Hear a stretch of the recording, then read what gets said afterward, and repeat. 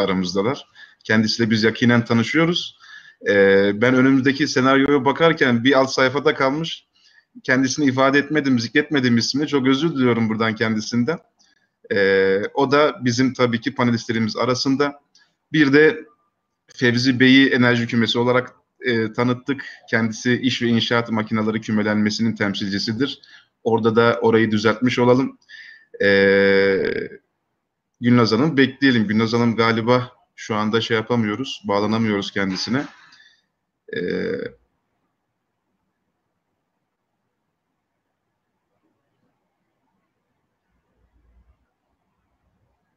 Rejideki arkadaşlar sanırım arka planda kendilerini bağlamaya çalışıyorlardır teknik ekip olarak.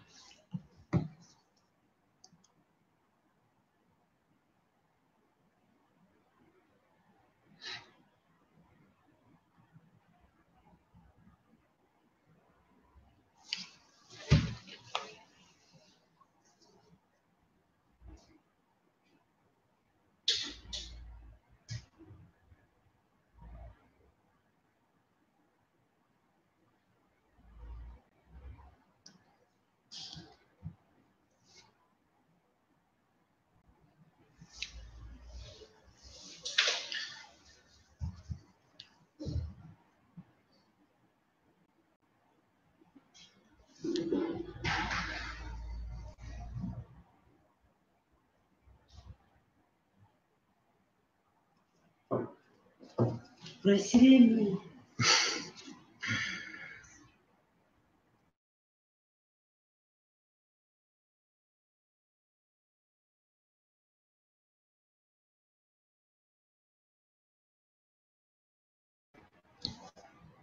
Arkadaşlar Gülnaz Hanım'a bağlanmaya çalışıyorlar.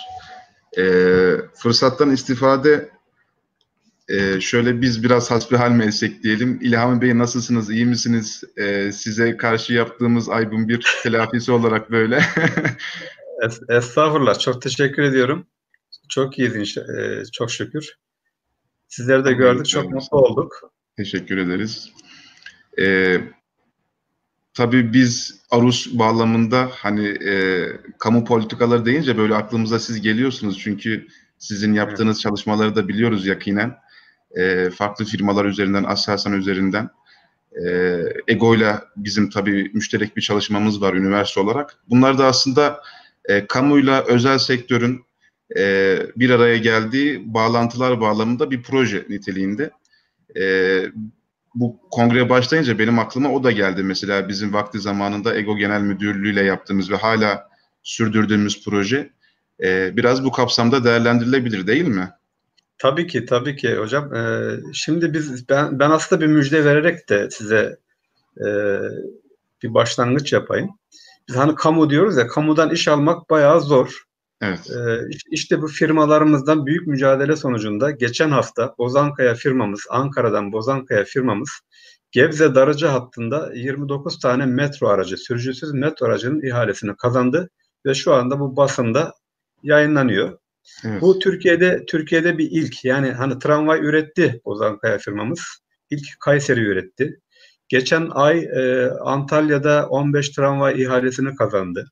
Şimdi Gebze Darıca'da metro aracı projesini kazandı ki bu bizim Arus olarak milli metro projesinin Türkiye'de yapılmasına öncülük etmiştik küme olarak ve bunu şu anda bizim Bozankaya firmamız başardı.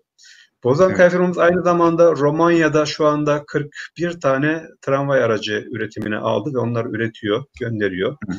Yine bir Durmazlar firmamız var. Bursa'dan üyemiz, yönetim kurulumuzda aynı zamanda Durmazlar firmamız da Polonya'da şu anda 22 tane tramvay aracı işlerini üretiyor, gönderiyor. Aynı zamanda da Romanya'da şu anda 13 tane tramvay ihalesini kazandı. Biz Türkiye'de kamudan artık yerli ve milli olarak tüm işleri alma yönünde girişimler sonucunda bu işleri almayı başardık ve devam ediyoruz. Evet. Son bir müjde olarak da Gaziantep'te Gaziray projesinde burada da 42 tane banliyö treni işini TÜRESAŞ firmamız almak üzere en düşük teklifi verdi. Bunlar hep Çinlilerden, yani Çinlilerle mücadele ederek alıyoruz. Evet. Dolayısıyla bu bizim firmalarımızın başarı. Bu müjdeleri de vermek istedim. Yani tabii ben söze girerken bu kadar güzel müjdeler duyacağımızı tahmin etmiyordum. Bunlar çok güzel müjdeler. Çok teşekkür ediyoruz. Bu arada yerini doldurmaya çalıştığımız ama asla başaramayacağımız Gülnaz Hanım geldiler. Ben yeniden sözü kendilerine tevdi edeyim. Gülnaz Hanım hoş geldiniz diyorum yeniden. Buyurun söz sizin. Sesinizi, mikrofonu açar mısınız rica etsem? Kusura bakmayın. Teşekkür ederim. Her zaman çok zarifsin Zeyfe Bey. Çok sağ olun. Çok özür diliyorum. Bulunduğum bölgede internet bugün sıkıntılıymış genel olarak. Ben de muzdarip oldum ama ben o yüzden çok hızlı artık giriş yapayım. Zaten bir giriş yapmıştım.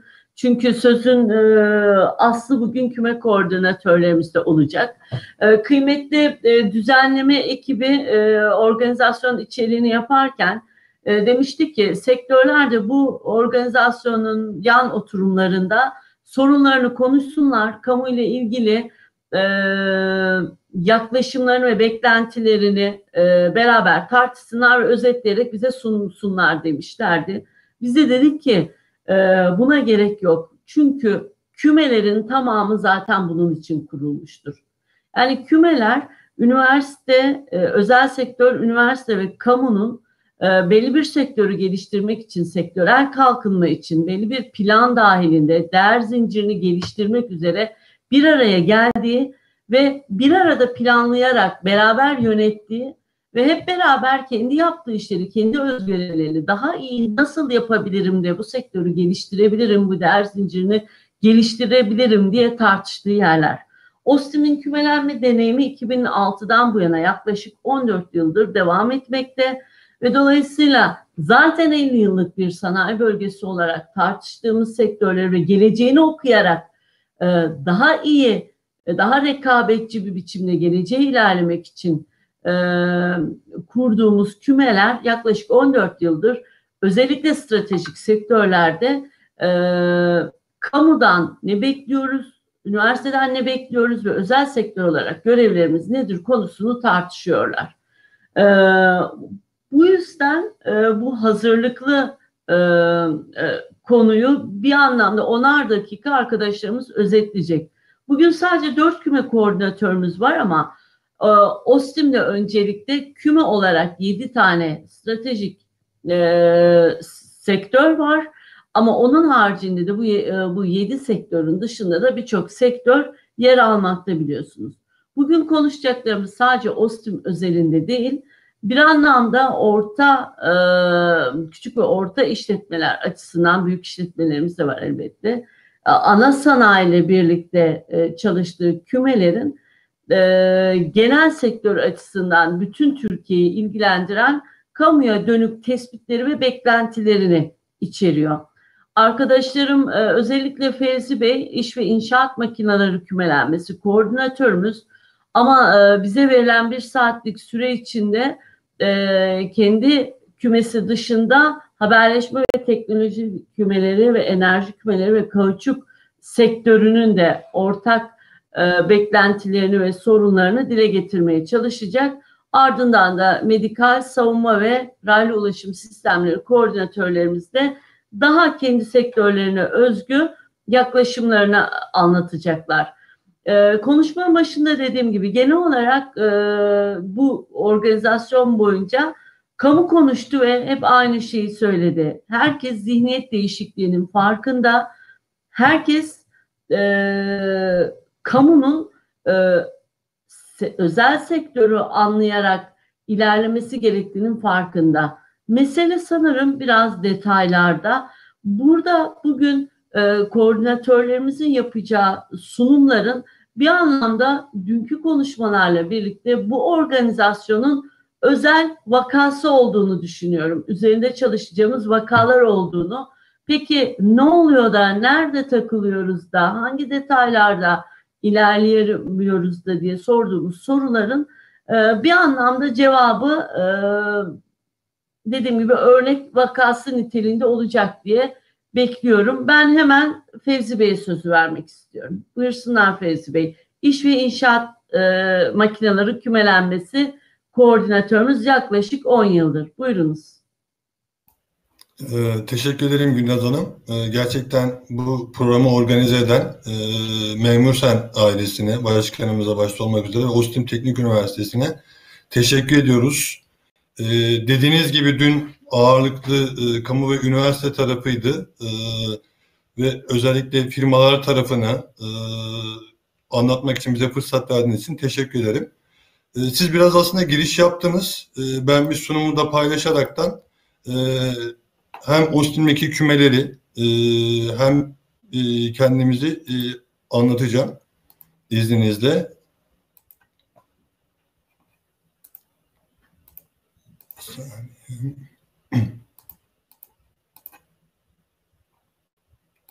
Tam ekranda yapayım. Dediğiniz gibi aslında Ostim'deki küme serüveni çok öncesine dayanıyor. Yaklaşık 14-15 yıl öncesine dayanıyor. Tamamen amacı sektörel kalkınmaya hizmet etmek, bölgemizdeki bu kritik sektördeki firmalarımızı geliştirebilmek adına yürüttüğümüz faaliyetler. Ben hızlıca bunların ana başlıklarından bahsedeyim. 7 başlıkta demiştiniz, işte iş makineleri, savunma sanayi, medikal, yenilenebilir enerji, raylı sistemler, kauçuk teknolojileri ve haberleşme teknolojileri.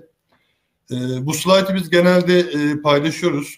Sizler de biliyorsunuz aslında ama dediğim gibi dünkü konuşmalarda daha çok kamu ve üniversite kısmı vardı. Biz bugün bu firmalar tarafındayız ve biz aslında bu kümelenme dediğimizi üçlü sarmal diyoruz. Ya bu üç yapının birbirinden kopuk olmaması gerekiyor. Üçü bir olduğu zaman bir değer yaratıyor ve bu değer tarafında da kamudan da gerçekten ciddi beklentilerimiz olacak. Ben öncelikle kendi kümemizden başlamadan önce şunu da söyleyeyim. Tabii bu 7 kümenin çalışması Ostim'de nasıl başladı? Uluslararası Rekabet Araştırma Kurumu'yla Ostim'in yapmış olduğu bir çalışmayla başladı aslında. Firmalarımızı nasıl kalkındırabiliriz diye. Ve bunun cevabını ararken kümelenmeyi bulduk. Dün Ostim Başkanımız, Ostim Üniversitesi Mütevelli Başkanı Orhan Bey de bahsetmişti aslında. Bizim ahilik kültürümüze de çok yakın bir çalışma. Küme çalışmaları. Diyerekten ben kendi kümemizi tanıtmaya geçeceğim. Hızlıca bir kümemizi tanıttıktan sonra da kamuyla olan ilişkilerimiz ve buradan beklentileri devam edeceğim. İş ve inşaat makineleri kümelenmesi dediğim gibi hem Uluslararası Rekabet Araştırma Kurumu ile yapılan çalışmanın sonucunda bölgemizde yoğun olarak gözüken sektörlerden bir tanesiydi. Ve biz bu çalışmaya o dönem Çankaya Üniversitesi ile Ostim OSB olarak başladık, imzayı attık. Sonrasında küme şu an 14 yaşında. Bronz markalı bir küme. Uluslararası alanda da kendimizi biz değerlendirerek, kıyaslayarak bronz marka almış bir kümeyiz. Sektörde farklı alt dallardan oluşan 150'den fazla firmanın olduğu bir yapı. Birçok Avrupa Birliği projesi tamamladık ki en son tamamladığımız Avrupa Birliği projesi de Klastem isimli KOSGEB'in yürütücülüğünü yaptığı aslında Türkiye'de bir proje. Bu projede de dediğimiz gibi kendimizi uluslararası kümelerle kıyaslayarak bronz markayı elde ettik. Bizim ve aslında bütün kümelerin genel yaptığı çalışmaları bahsedecek olursak biz projelerle ilgileniyoruz. Hem firmalarımızın devlet destekli projelerine katkıda bulunmaya çalışıyoruz. Hem de küme adına, sektör adına yürütülebilecek ana başlıklar yürüttüğümüz projelerimiz var. Kamu ve eğitim kurumlarıyla sürekli işbirliği halindeyiz ki böyle olmak zorunda. Küme dediğimizde zaten bunlardan ayrı düşünemeyiz. Birçok kurumla yaptığımız protokoller var. Yürüttüğümüz eğitim danışmanlık faaliyetleri var. Eşleştirme, bilgilendirme toplantıları düzenliyoruz ve tanıtım faaliyetlerinde bulunuyoruz. Bu söylemiş olduğum aslında başlıklar bizim bütün kümelerimizin bütün zamanlarını ayırdığı, yürüttüğü ana başlıklar olarak söyleyebiliriz. Ben aslında birazcık da düne de geçerekten bir bilgilendirme yapacağım. Kamu teşvikleri tabii ki çok önemli. Dün Sanayi Bakanımız da bahsetti. Özellikle teknoloji odaklı sanayi hamlesi makine sektörüyle başladı. Ve buradan ona 10 tane projeye destek verilimi başladı. Devamı da gelecek. Bu başlık bizi gerçekten çok cesaretlendirdi. Yerli firmalarımızı da çok cesaretlendirdi. Özellikle yüksek katma değerli, ortak yüksek ve yüksek teknoloji ürünlerin yerli imkan ve kabiliyetle üretimine destek veren bir proje. Bu konuda gerçekten bakanlığımıza teşekkür ediyorum. Yine buna benzer biz ilk kümelenme çalışmalarına başladığımızda Ticaret Bakanlığı'yla, şimdiki Ticaret Bakanlığı, o zamanki Ekonomi Bakanlığı'yla başlayan Ur-Ge projeleri var. Ur-Ge projeleri gerçekten firmalarımız için, KOBİ'ler için çok ciddi bir kaldıraç oldu, bir kalkınma yolu oldu. Bu anlamda Ticaret Bakanlığımıza da ciddi teşekkürler ediyoruz ki bu projenin hazırlanışında, bu projenin bütün şeylerin hazırlanışında bakanlıkla birlikte çalışıldı. Dolayısıyla birazcık da terzi usulü bir şey oldu, çalışma oldu. Ve bütün kümelerimiz şu anda bu faaliyetten faydalanıyor. Özellikle sektördeki firmalarımızın, KOBİ'lerimizin daha çok ihracatlarını artırmaya yönelik ciddi teşvikler. Tabii bunun yanında diğer teşvikler de sektörün kalkınmasına ciddi anlamda destek veriyor. Devlet Malzeme Ofisi yine kamuda alımlar için, özellikle sektörlerin kalkınması için çok ciddi bir kanal. Bununla ilgili de geçmişte yaşadığımız tecrübeleri özellikle burada paylaşmak istiyorum. Devlet Malzeme Ofisi üst yönetimiyle ve çalışan arkadaşlarla yaptığımız toplantılar sonucunda biz aslında DMO'nun o sitesindeki ürünlere firmalarımızın dahil olmasının çok zor olmadığını da öğrendik. Bunu biraz ikili ilişkilerimizle öğrendik. Ve birçok firmamızı biz buraya dahil etme şansımız da oldu. Bununla birlikte güzel bir gelişme yaşadık o süreç içerisinde. Ekranda da ben paylaştım. Görüyorsunuz DMO'nun bu alım yapılan e-ticaret sayfasında yerli ürünlerin üzerinde bir yerli ürün bandı var. Bu gerçekten insanların dikkatini, alıcıların dikkatini çekiyor. Kamudaki alıcıların da dikkatini çeken bir şey. Ve ilk sayfada çıkıyor. Bu bizim için çok iyi bir şey oldu. Çalışma oldu. Ve DMO ile ilişkilerimiz de devam ediyor. Dün genel müdürümüz de programdaydı. Gerçekten yaptıkları çalışmaları beğenerek takip ediyoruz, izliyoruz.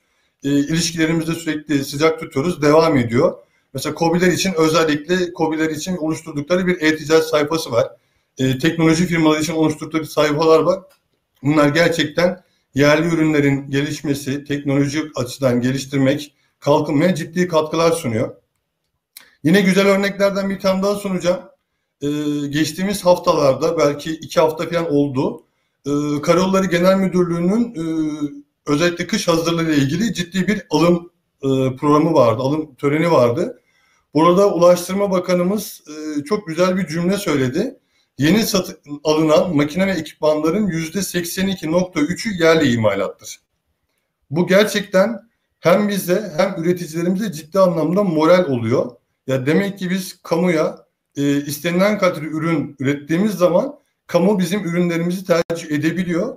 Bu konuda da Karayolları gerçekten öncülük yapmış, çok güzel bir çalışma yürütmüş.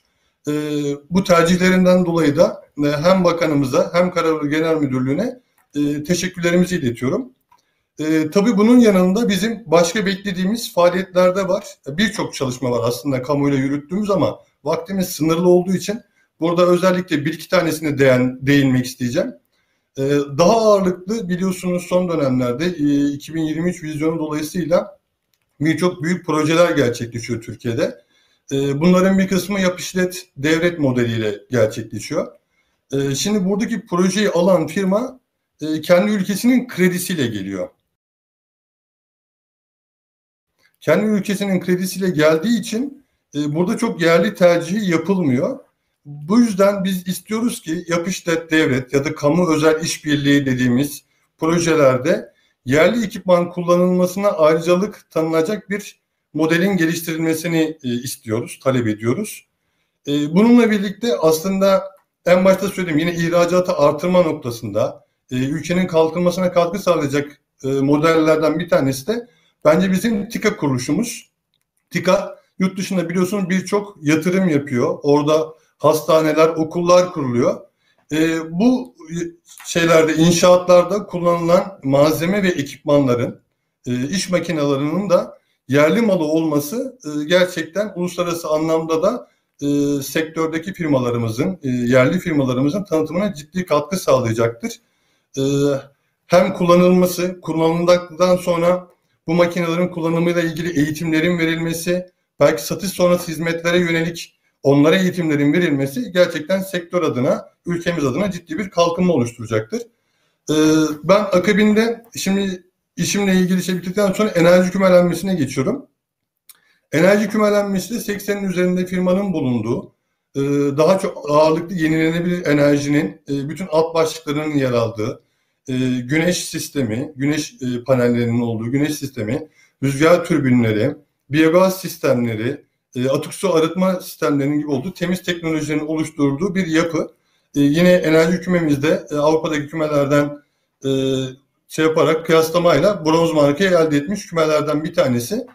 Şimdi enerji kümemizin farklı aldığı desteklerden bir tanesi de Sanayi Bakanlığımızın vermiş olduğu kümelenme destek projesini yürütüyor şu anda. Bu destek gerçekten küme için çok kıymetli. Burada özellikle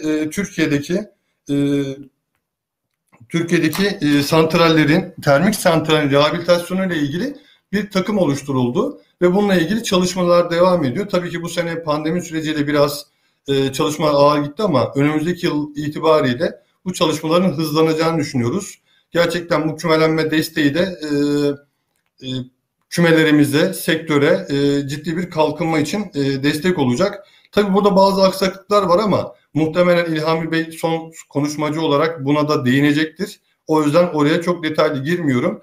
Yine dediğim gibi Urgi projeleri bizim kümelerimizin, firmalarımızın çok ilgiyle takip ettiği, beğendiği projeler. Bu kapsamda ihracatlarımızı artırmak için ciddi katkıları bulunuyor. Bu projeleri devam ettiriyoruz. Kauçuk teknolojileri kümelenmemiz aslında bütün saymış olduğumuz 6 sektördeki firmalarımıza alt komponent üreten bir yapı, bir sektör. Burası da çok önemli. Aslında ihracat rakamlarına baktığımız zaman çok büyük.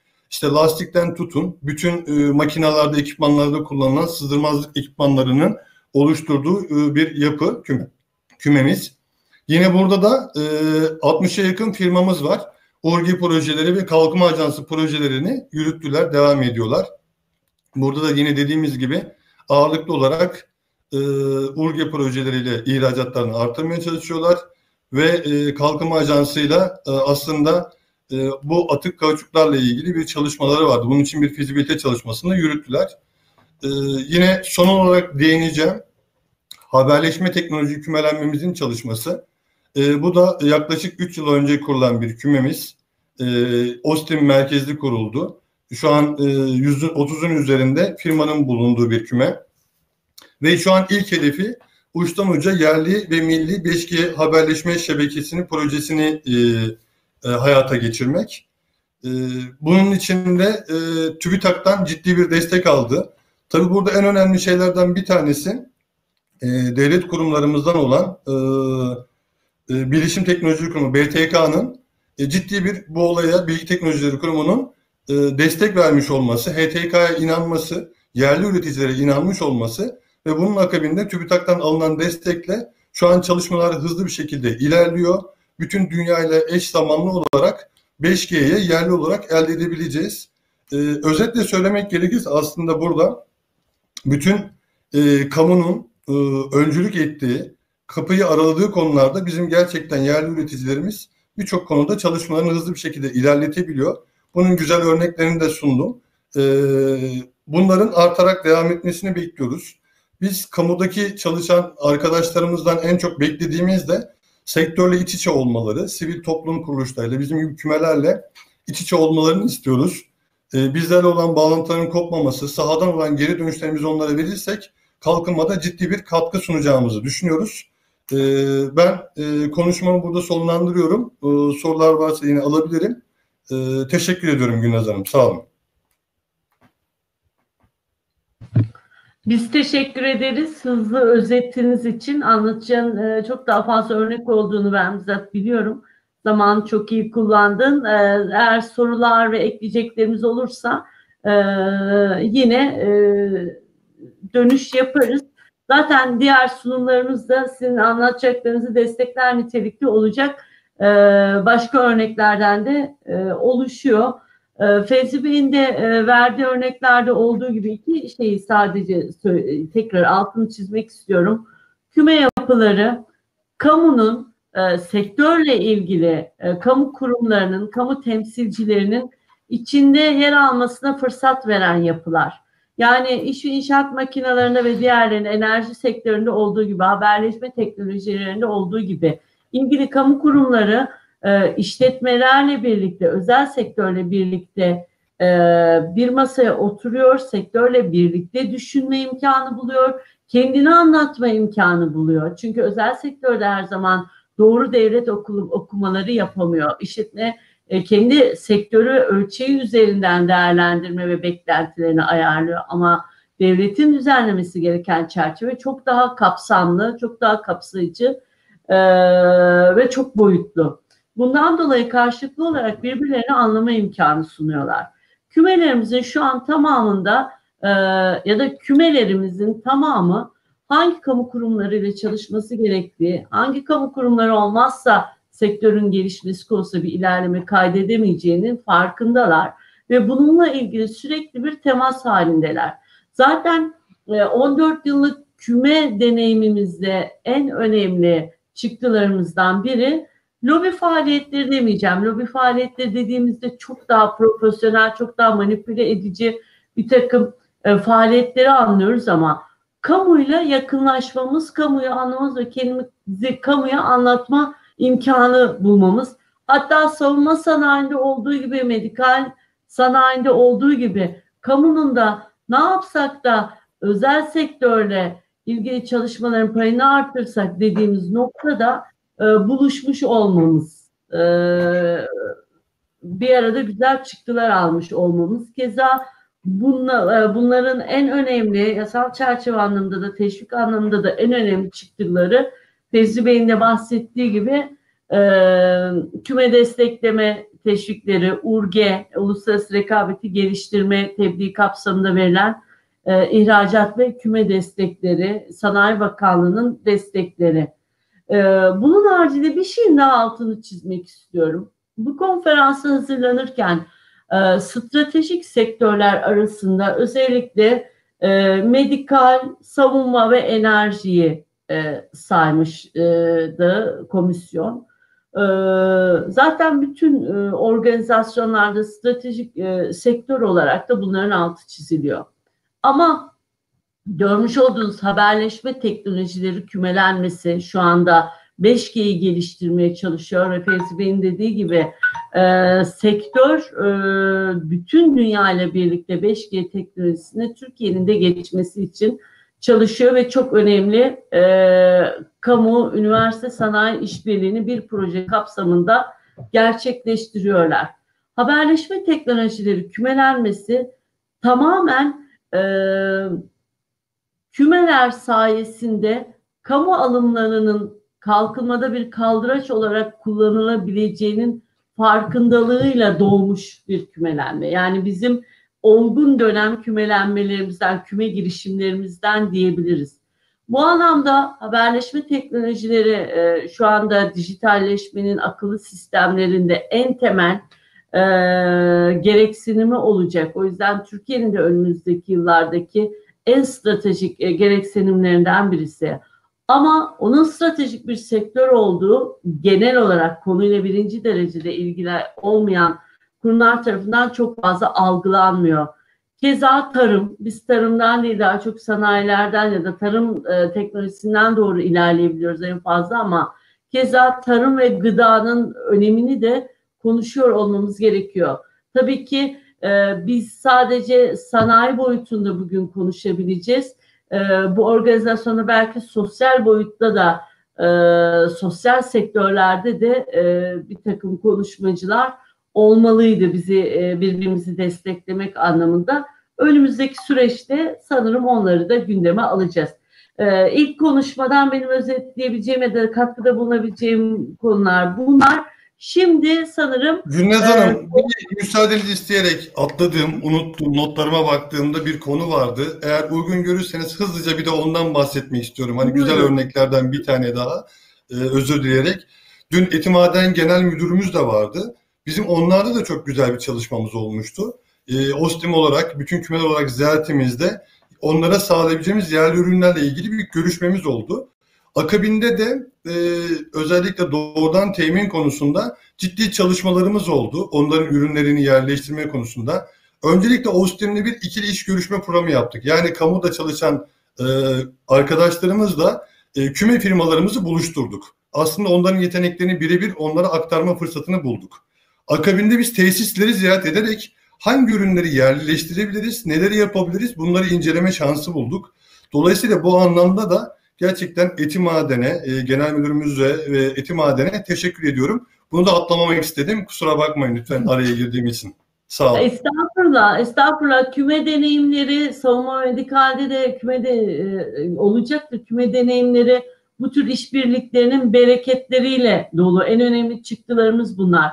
Sadece en önemli mevzu şu, o dönemin yapmış olduğumuz, kurmuş olduğumuz ilişkinin döneminde o döneme ait bürokratın özel çabasıyla, kamu personelin, kamu yöneticisinin, kamu temsilcisinin özel çabasıyla onun gayreti olduğu noktalarda bu işbirliğini geliştirebiliyoruz.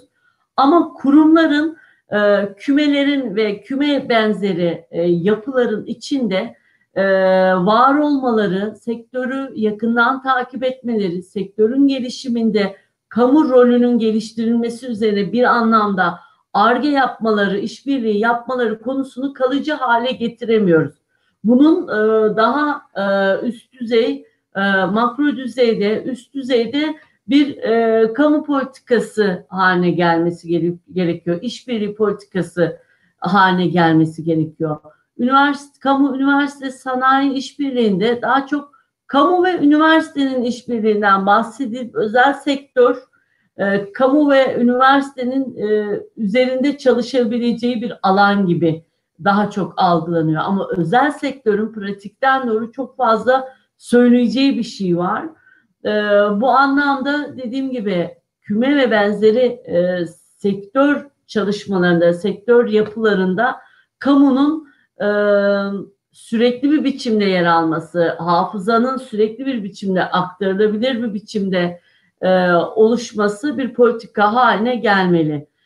Buradan hemen diğer örnekleri, diğer kümelerimize geçelim. Savunma kümemize mi, medikal kümemize mi, nasıl bir sıralama yapmıştık?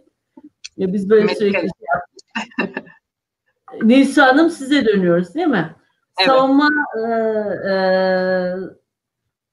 medikal sanayi kümelenme koordinatörümüz Nilsu Bozdemir'e. Buyurunuz lütfen. Teşekkür ediyorum Gülnaz Hanım. Öncelikle ben de üniversitemize, Austin Teknik Üniversitemize ve Memur Sen'e bu değerli organizasyon için çok teşekkür ediyorum. Biraz rahatsızım, sesim biraz rahatsız edebilir şimdiden, onun için kusura bakmayın lütfen. Şimdi stratejik diye bahsediyoruz aslında konuşmanın başından beri, ama bu pandemi döneminde de gördük ki aslında en stratejik sektörlerin başında da yine medikal sanayi geliyor.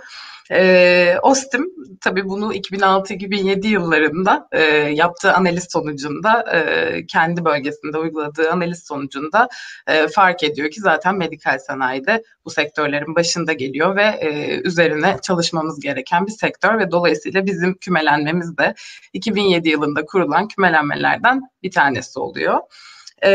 Bizim amacımız ne? Aslında sektörümüz kamuyla iç içe bir sektör. Çünkü kamu bizde temel alıcı konumunda. Dolayısıyla kamudaki herhangi bir değişiklik sektörümüzü doğrudan etkilediği için sektörümüzün sorunlarına çözüm üretmek diye başlıyoruz. En başında sektörümüzün birçok problemi olabiliyor, birçok beklentisi olabiliyor. Bunlara çözüm üretmek diyebiliriz. Bu arada slaytlarımı ben göremiyorum ama Fevzi Bey'den rica etsek. Teşekkür ederim. Sektörümüzün sorunlarına çözüm üretmek diyoruz aslında ve üreticilerimizin özellikle sorunlarına çözüm üretmek diyoruz. Sektörümüzü geliştirmek diyoruz. Onların yaklaşık %2 civarında olan dünya pazar payını arttırmaya çalışıyoruz diyoruz. Uluslararası projelerde aslında uluslararası rekabet güçlerini arttırmak için çalışalım şeklinde yaklaşıyoruz. Yine bu da bizim temel amaçlarımızdan bir tanesi ve çeşitli ortak projelerle de bu çalışmaları destekleyelim diyoruz. Bir önceki slaytıma gelebilirsek yine aslında çok başarılı birkaç proje örneğimizi ekranda görebilirsiniz. Bu arada firmalarımızın niteliklerinden bahsedeyim birazcık. 90'dan fazla üye firmamız var bizim medikal sanayi kümelenmesi olarak. Hepsi üretici veya yine bu sektöre hizmet anlamında ya da değer zincirinde yer alarak hizmet eden, katkı sunan firmalardan. Üretici olma şartımız ve bu sektörde mutlaka bir katma değer üretme şartımız var kümelenmemize üye alırken.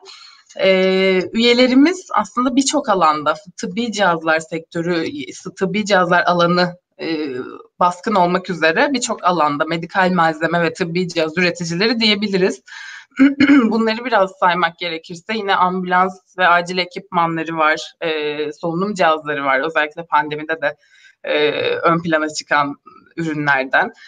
Ameliyathane donanımları, hastane donanımları, biyoteknoloji ürünleri, laboratuvar ekipmanları, yine medikal gaz sistemleri, medikal kimyasallar, sterilizasyon cihazları ve tek kullanımlık ürünler gibi birçok alanda, birçok alt dalda üretim yapıyorlar. Hatta binlerce ürün üretiliyor diyebiliriz kümelenmemiz kapsamında. Bu ürünlerin de aslında tanımlamasını şu şekilde de yapabiliriz. Hastane inşaatı yapan, anahtar teslim hastane inşaatı yapan firmalarımızı da dahil edersek bir hastaneye girdiğinizde aşağı yukarı etrafınızda görünen bütün işte donanımlar, ürünler, tek kullanımlık malzemeler bizim küme üyelerimiz tarafından üretiliyor diyebiliriz. Kısaca hemen bir showroom'umuzdan bahsetmek istiyorum. Bizim geçtiğimiz yıl sona erdirdiğimiz başarılı bir projemizdi Medikal Showroom. Burada yine üye firmalarımızın 20 tanesinin ürünlerini ancak onları sığdırabildik oraya. Ürünlerini birçok heyete tanıtmış bulunduk. Yani hem yurt içinden hem yurt dışından kamu kuruluşlarına, yurt dışından gelen yabancı alıcı heyetlere, yüzlerce heyete aslında firmalarımızın ürünlerini tanıtmış olduk ve onları da bir arada görmek aslında çok önemli bir katkı sağladı sektörümüze de. Dolayısıyla bu başarılı projeyi de 4 yıl boyunca sürdürdük ve tamamladık diyebiliriz. Ve yine daha önce birçok sektörümüzde de birçok önemli paydaşın yer aldığı İnnova Ankara projemiz var. Bunu da tekrar canlandırmak gibi bir hedefimiz de var. Biz de yine Avrupa Küme Analizi Kurumu tarafından bronz markayla etiketlendirilmiş kümelenmelerden bir tanesiyiz. Diğer slaytımıza geçersek kısaca faaliyetlerimizden bahsedelim. Biz de yine aslında Fevzi Bey'in de bahsettiği gibi ortak projeler yürütüyoruz. Üye firmalarımızın ortak çıkarları doğrultusunda biraz daha hareket etmeye çalıştığımız için birçok ortak proje yürütüyoruz. Bunların başında da URGE geliyor. Aslında birazdan da bahsedeceğim. URGE bizim için iyi örneklerden kolay uygulayabildiğimiz, uluslararası rekabetçiliğin geliştirilmesi desteği kolay uygulayabildiğimiz ve firmaların da çok işine gelen destek oranından dolayı da avantajlı olan desteklerden bir tanesi. Organizasyonlara katılıyoruz. Organizasyonlara katılmanın yanında birçok organizasyonda gerçekleştiriyoruz. Kendi ev sahipliğimizde gerçekleştiriyoruz. Sektörümüzün hem fuarları, işte hem kongreleri, birçok semineri, konferansı ve takip etmesi gereken birçok alanı oluyor. Dolayısıyla özellikle yine ortak olanlara hem katılıyoruz, kümelen üyelerimizi temsil ediyoruz oralarda, hem de bunları organize ederek yine tanıtım faaliyetlerimize katkıda bulunmuş oluyoruz.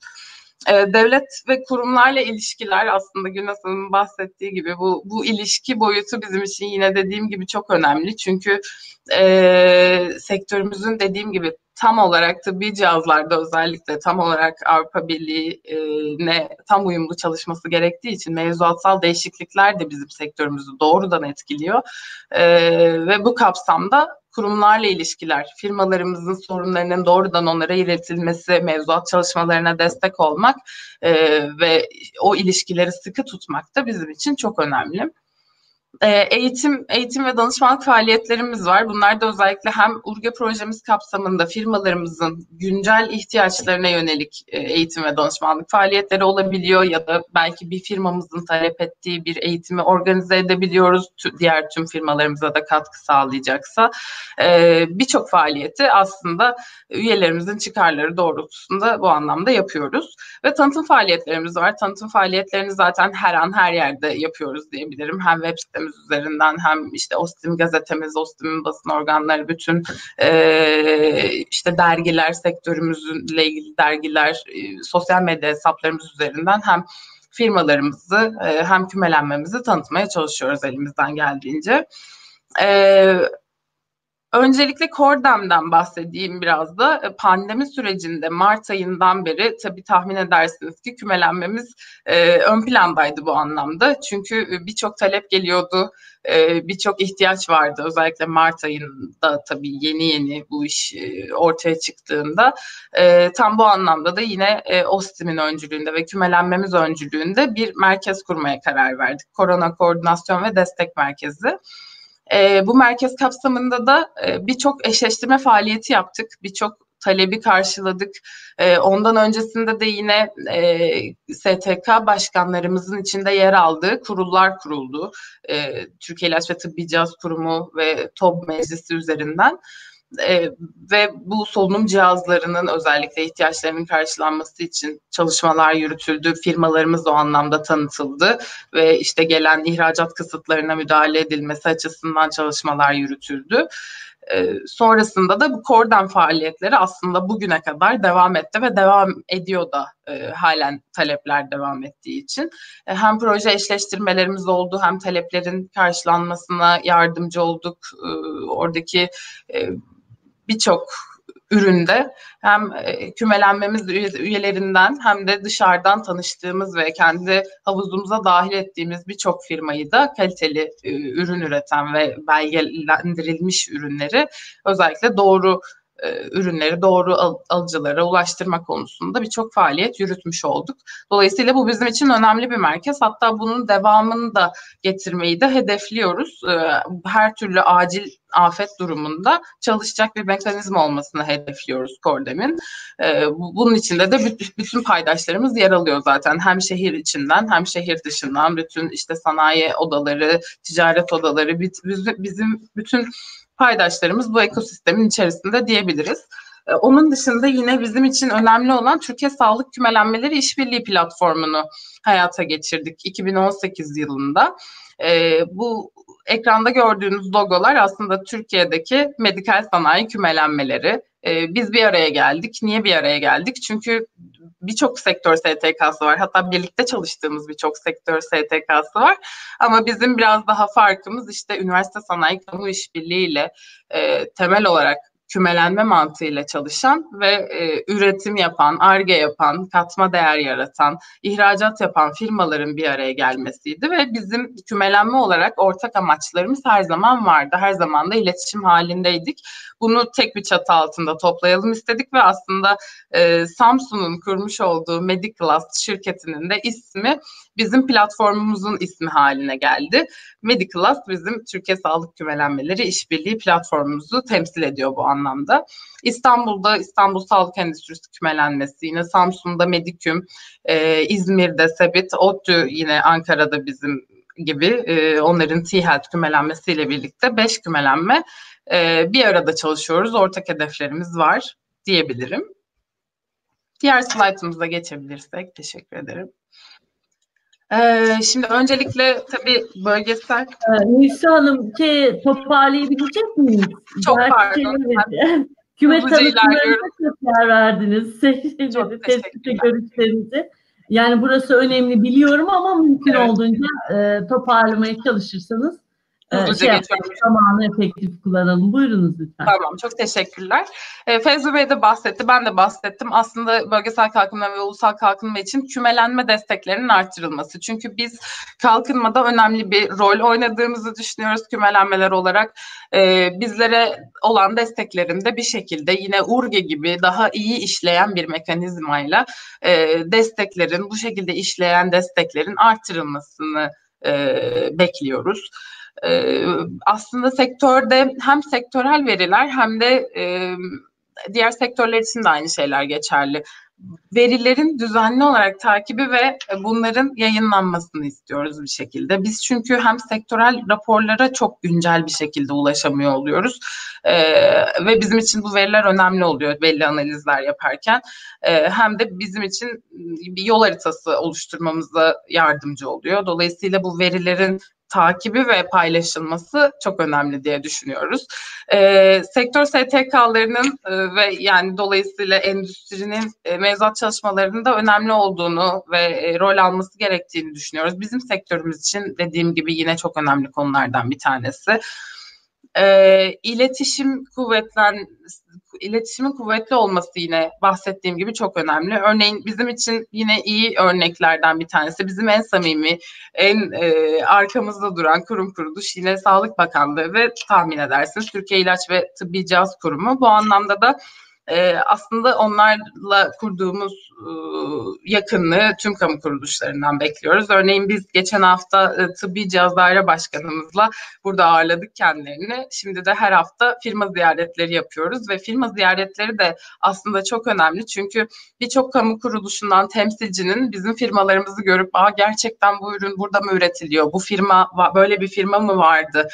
Yorumlarını aldık. Dolayısıyla bizim de aracılığımızla firmalarla iç içe olabileceklerini düşünüyoruz ve bunları bilmelerinin de önemli olduğunu düşünüyoruz.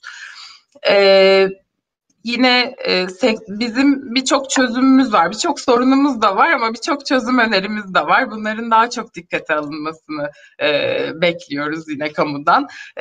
MDR bizim için çok önemli bir konu. Burada o konuya girmeyeyim. Çok detaylı yeni Avrupa Birliği Tıbbi Cihazlar Regülasyonu. Bu regülasyona uyum çalışmaları aslında alttaki birkaç madde de onunla ilgili. Bizim firmalarımızın hazırlıklı olması gereken bir süreç. Sadece firmalarımızın değil, akredite kuruluşlar, laboratuvar altyapısı birçok anlamda, klinik araştırmalar birçok anlamda Türkiye'nin bu konuya hazırlıklı olması gerekiyor. Dolayısıyla biz bu taleplerimizi ilgili kurum kuruluşlara iletiyoruz. Bu anlamda da destekleri olduğunda birçok konuyu aşabiliriz diye düşünüyorum. Çünkü zaten halihazırda sektörümüz ihracatını yapabiliyor. Yine buna devam edebiliyor olması lazım ve kamudaki alımların da özellikle ödeme probleminin çözülmesiyle dün DMO Genel Müdürümüzün de Sağlık Market'ten bahsetti. Oradaki beklentimiz de aslında tabii birçok ürün DMO üzerinden alınmaya başladı ve devam edecek bu süreç Sağlık Market'le birlikte. Buradaki ödeme probleminin sorunsuz bir şekilde firmalara yansımadan çözülüyor olması lazım ve artık sağlık sektöründeki bu sistemin yerli yerine oturması lazım. Belki DMO ile, belki başka bir yöntemle ve yine çok önemli bir konu, hemen kapatacağım tekrar. Sağlık Sanayi Başkanlığı gibi bir mekanizmanın, yani Savunma Sanayi Başkanlığı örneğindeki gibi Sağlık Sanayi Başkanlığı şeklinde bir üst kuruluşun bu çalışmalara da destek olabileceğini düşünüyoruz ve böyle bir beklentimiz de var. Yine ihtisas OSB'leriyle birlikte bunları özetleyebilirim şimdilik. Çok teşekkür ediyorum. Ben teşekkür ederim. Medikal sektöründe söyleyecek çok söz olduğunu biliyorum. Evet. Ama süreyle sınırlıyız.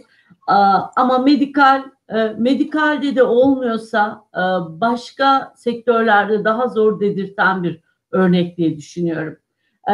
Nilsu Hanım da söyledi. Sağlık Bakanlığı yetkilileri, hastane yetkilileri, o medikal sektör temsilcilerini, medikal kümeyi ve firmalarını çok sık ziyaret eder. Bu geçtiğimiz 10-12 yıl boyunca bizim her yılımız tıbbi cihazdan veya işte ilgili birimlerden bürokratları ağırlayarak ve firmaları gezdirerek geçer. Bir anlamda göreve gelen kamu temsilcisinin eğitim merkezi gibi bir şey oluyoruz. Ve onlarla da iyi ilişkiler geliştiriyoruz. Bunun belli bir oranda bereketini de görüyoruz, çıktılarını da alıyoruz. Ama her bürokrat da yeniden tekrarlanıyor Nilsu Hanımcığım. Açıkçası diyemeyeceğiz. 12 yıl boyunca birbirinin üstüne binerek giden bir hafızadan bahsedemeyeceğim. En azından ben kendi adıma kendim gözlemlediğim kadarıyla. Bir anlamda zaten şu çok kıymetli. Bunun altını kalın kalın çizmek lazım. Bir bürokrat göreve geliyor ve firmaları ziyaret edip anlamaya çalışıyorsa bu başlı başına kıymetli bir çabadır.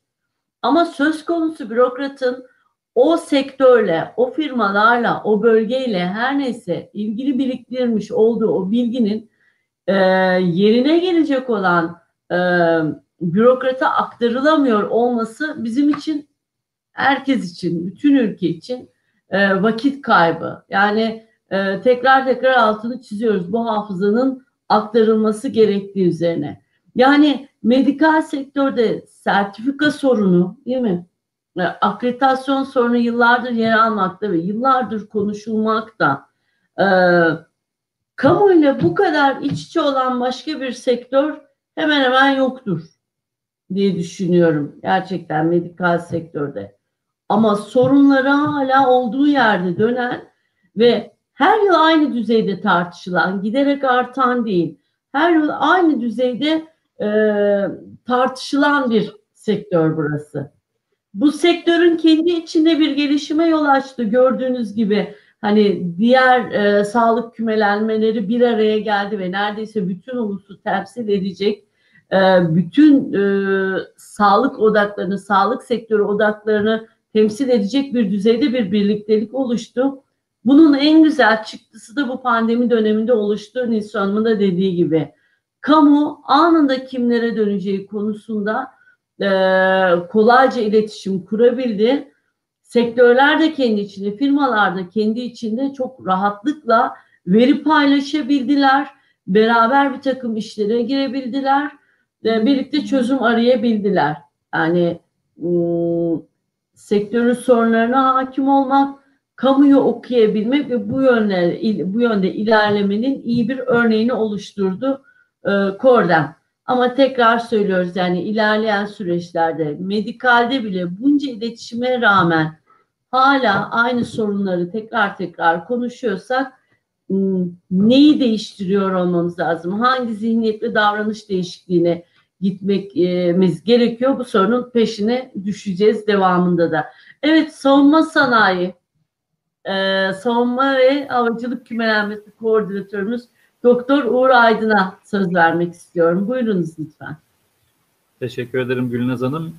Ben öncelikle değerli yöneticilerimi, pek kıymetli katılımcıları ve bizi izleyen değerli izleyicilerimizi saygıyla selamlamak istiyorum.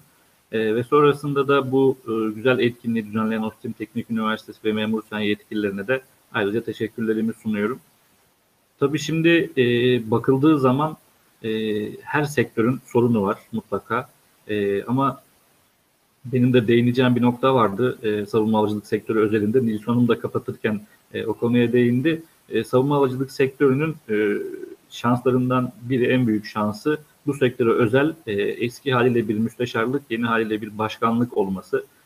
Sektörün sorunlarını takip edebilen, bunlara çözüm önerileri ve projeler getirebilen bir başkanlığımız var. Ama tabii bu demek değil ki tamamen mükemmel bir şekilde her şey ilerliyor. Mutlaka problemler, mutlaka sıkıntılar oluyor.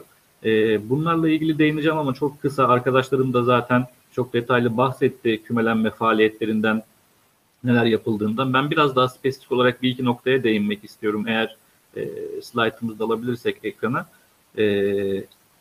Ostim savunma havacılık kümelenmesi yaklaşık 12-13 yıllık bir kümelenme, bir bilgi birikimi var ve 270 civarı da üye firması olan bir yapı.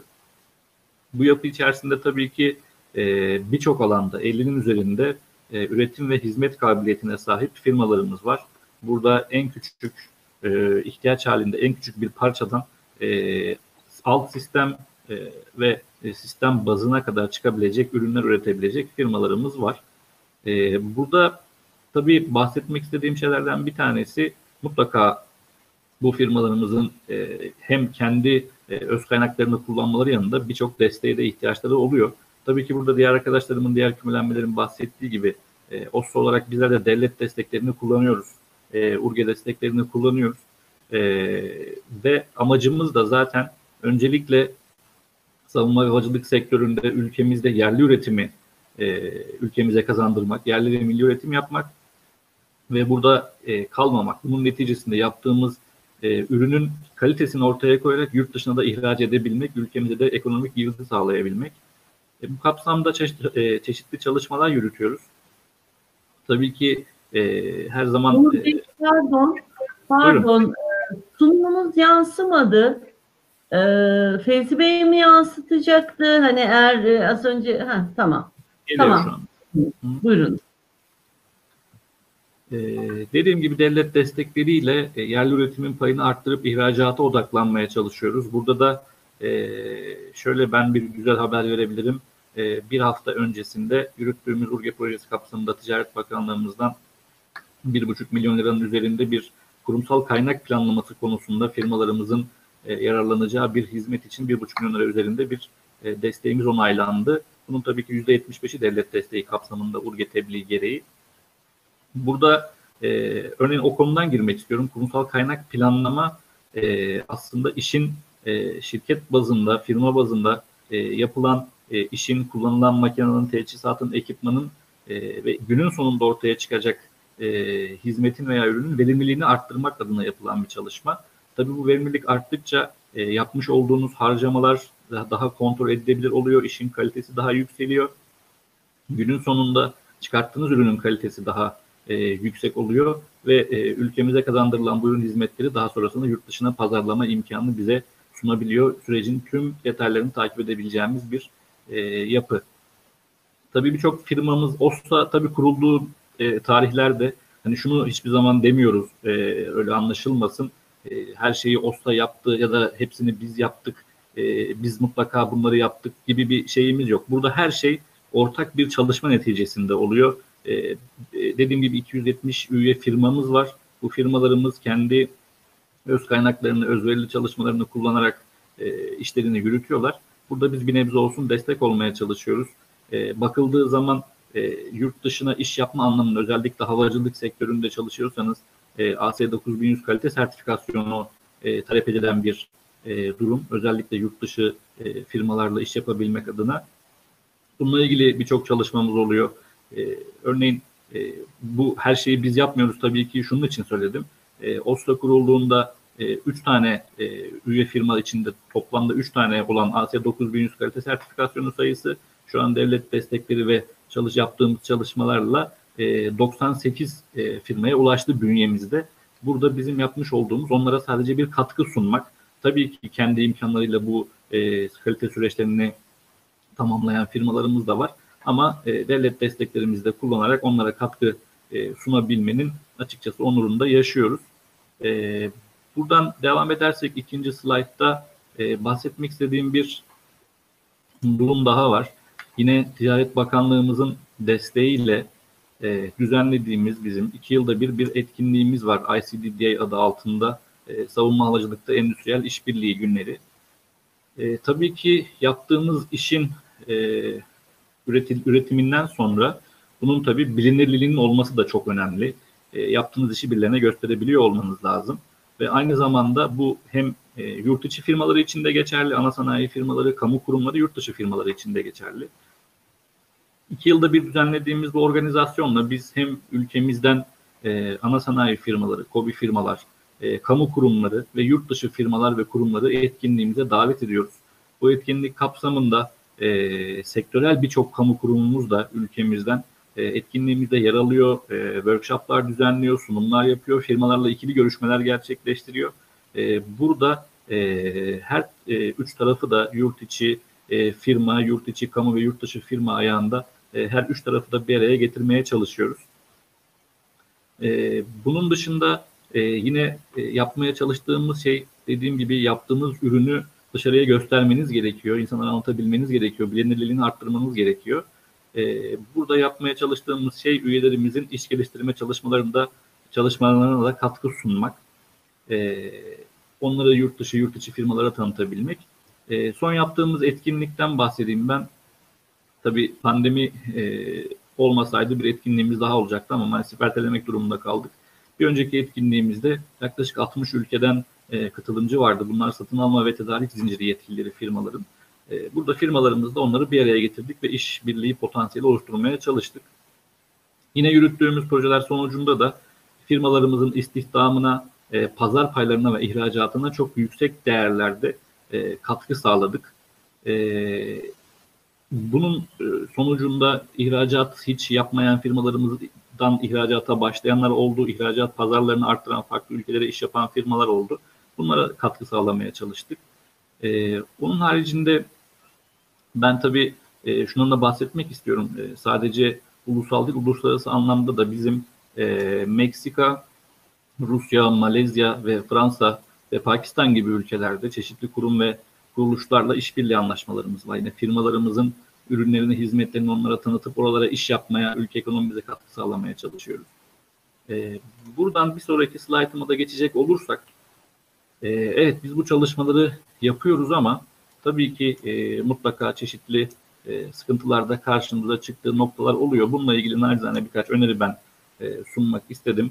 Hem sektörümüzün hem kamunun yükünü hafifletebilmek adına hem de onlara destek olabilmek adına baktığımızda özellikle tanıtım ve bilinirlik kısmından çok bahsettim.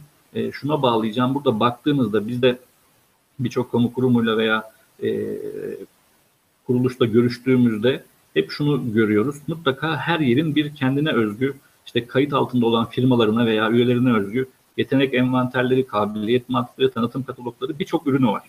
Ama bütün bu tutulan yerlerin birbirinden kopukluğu var. Örneğin işte bir bakanlığın tuttuğu bilgi öbür bakanlıkta olmayabiliyor. Bir kurumun tuttuğu bilgi öbür kurumda olmayabiliyor. Kümelenmede olmayabiliyor. Kümelenmenin tuttuğu hiçbirinde olmayabiliyor.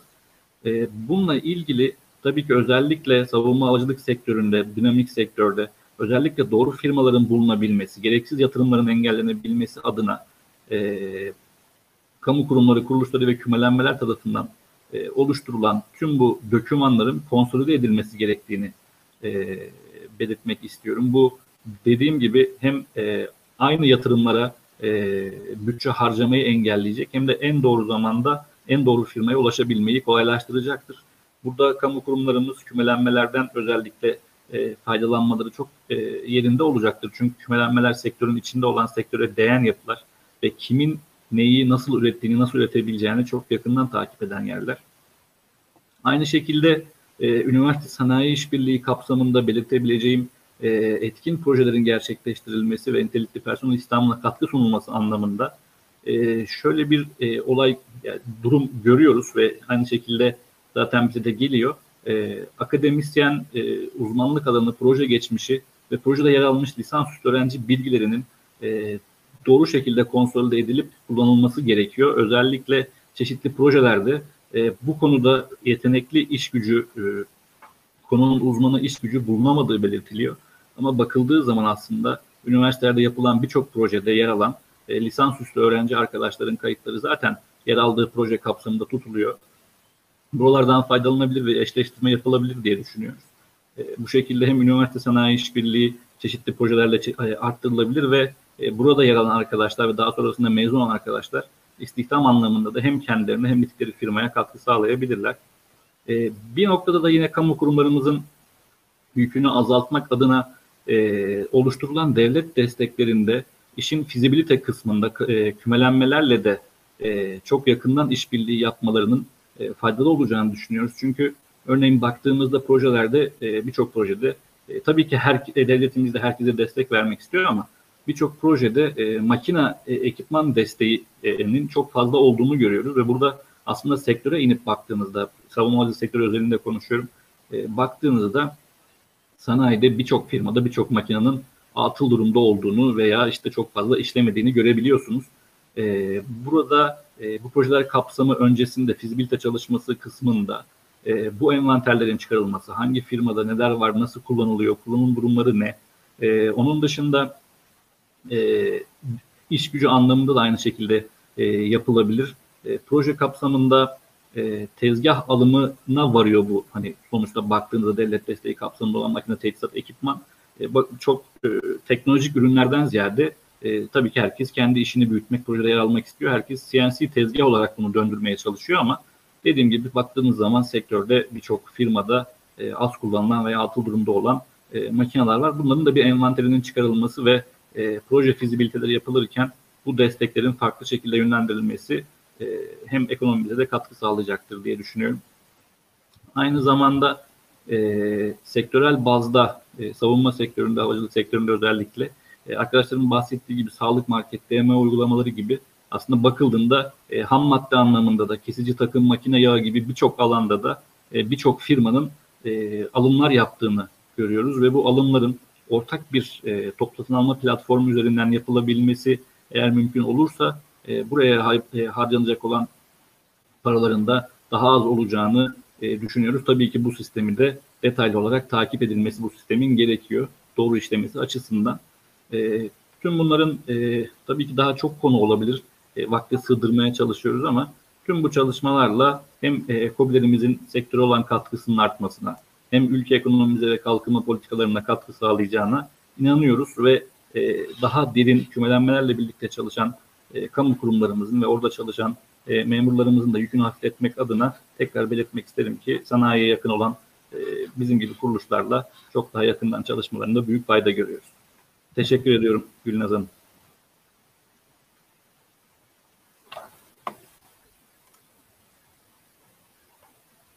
Sesiniz kapalı sanırım.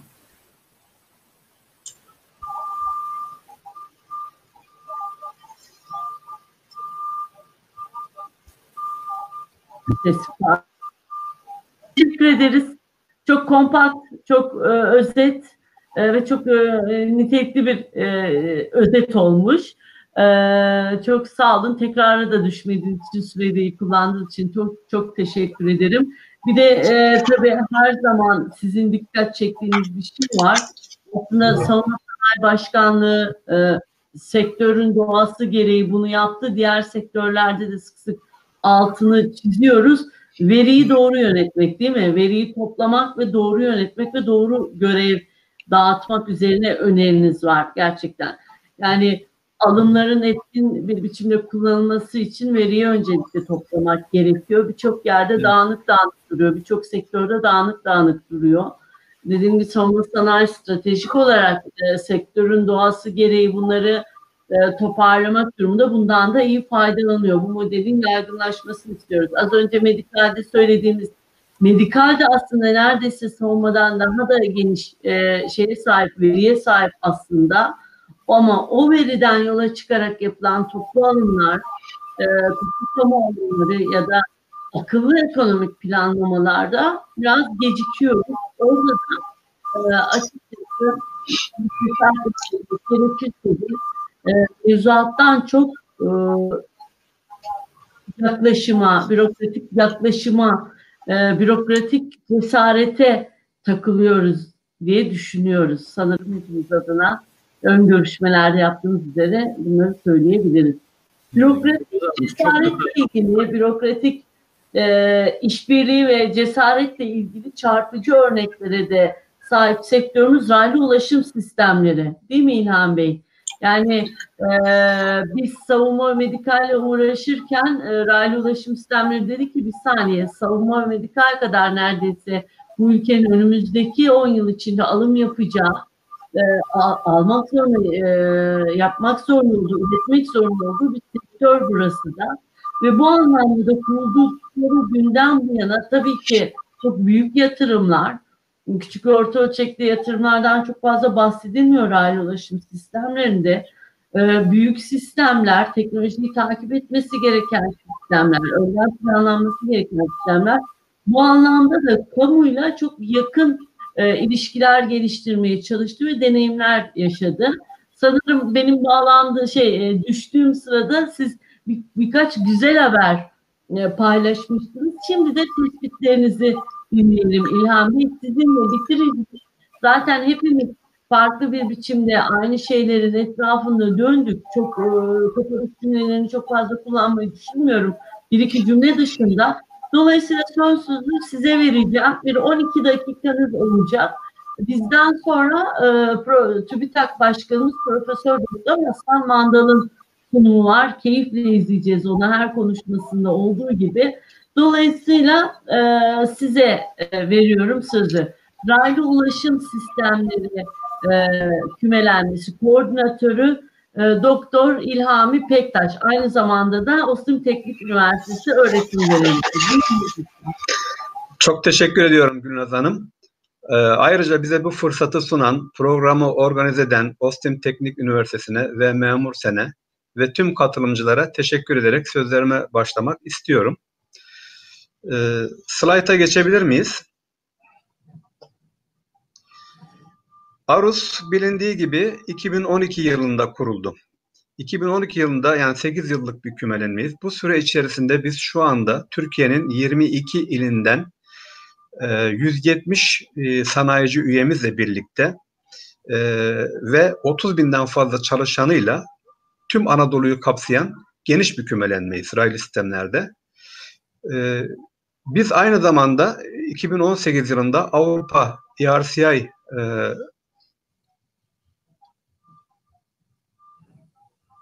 Biz aynı zamanda 2018 yılında Avrupa ERCI Kümeler Birliği üyesi olduk. Şu anda URGE ve COSME projeleri yürütüyoruz. 2 ay önce Avrupa'dan 2 tane inovasyon ödülü aldık.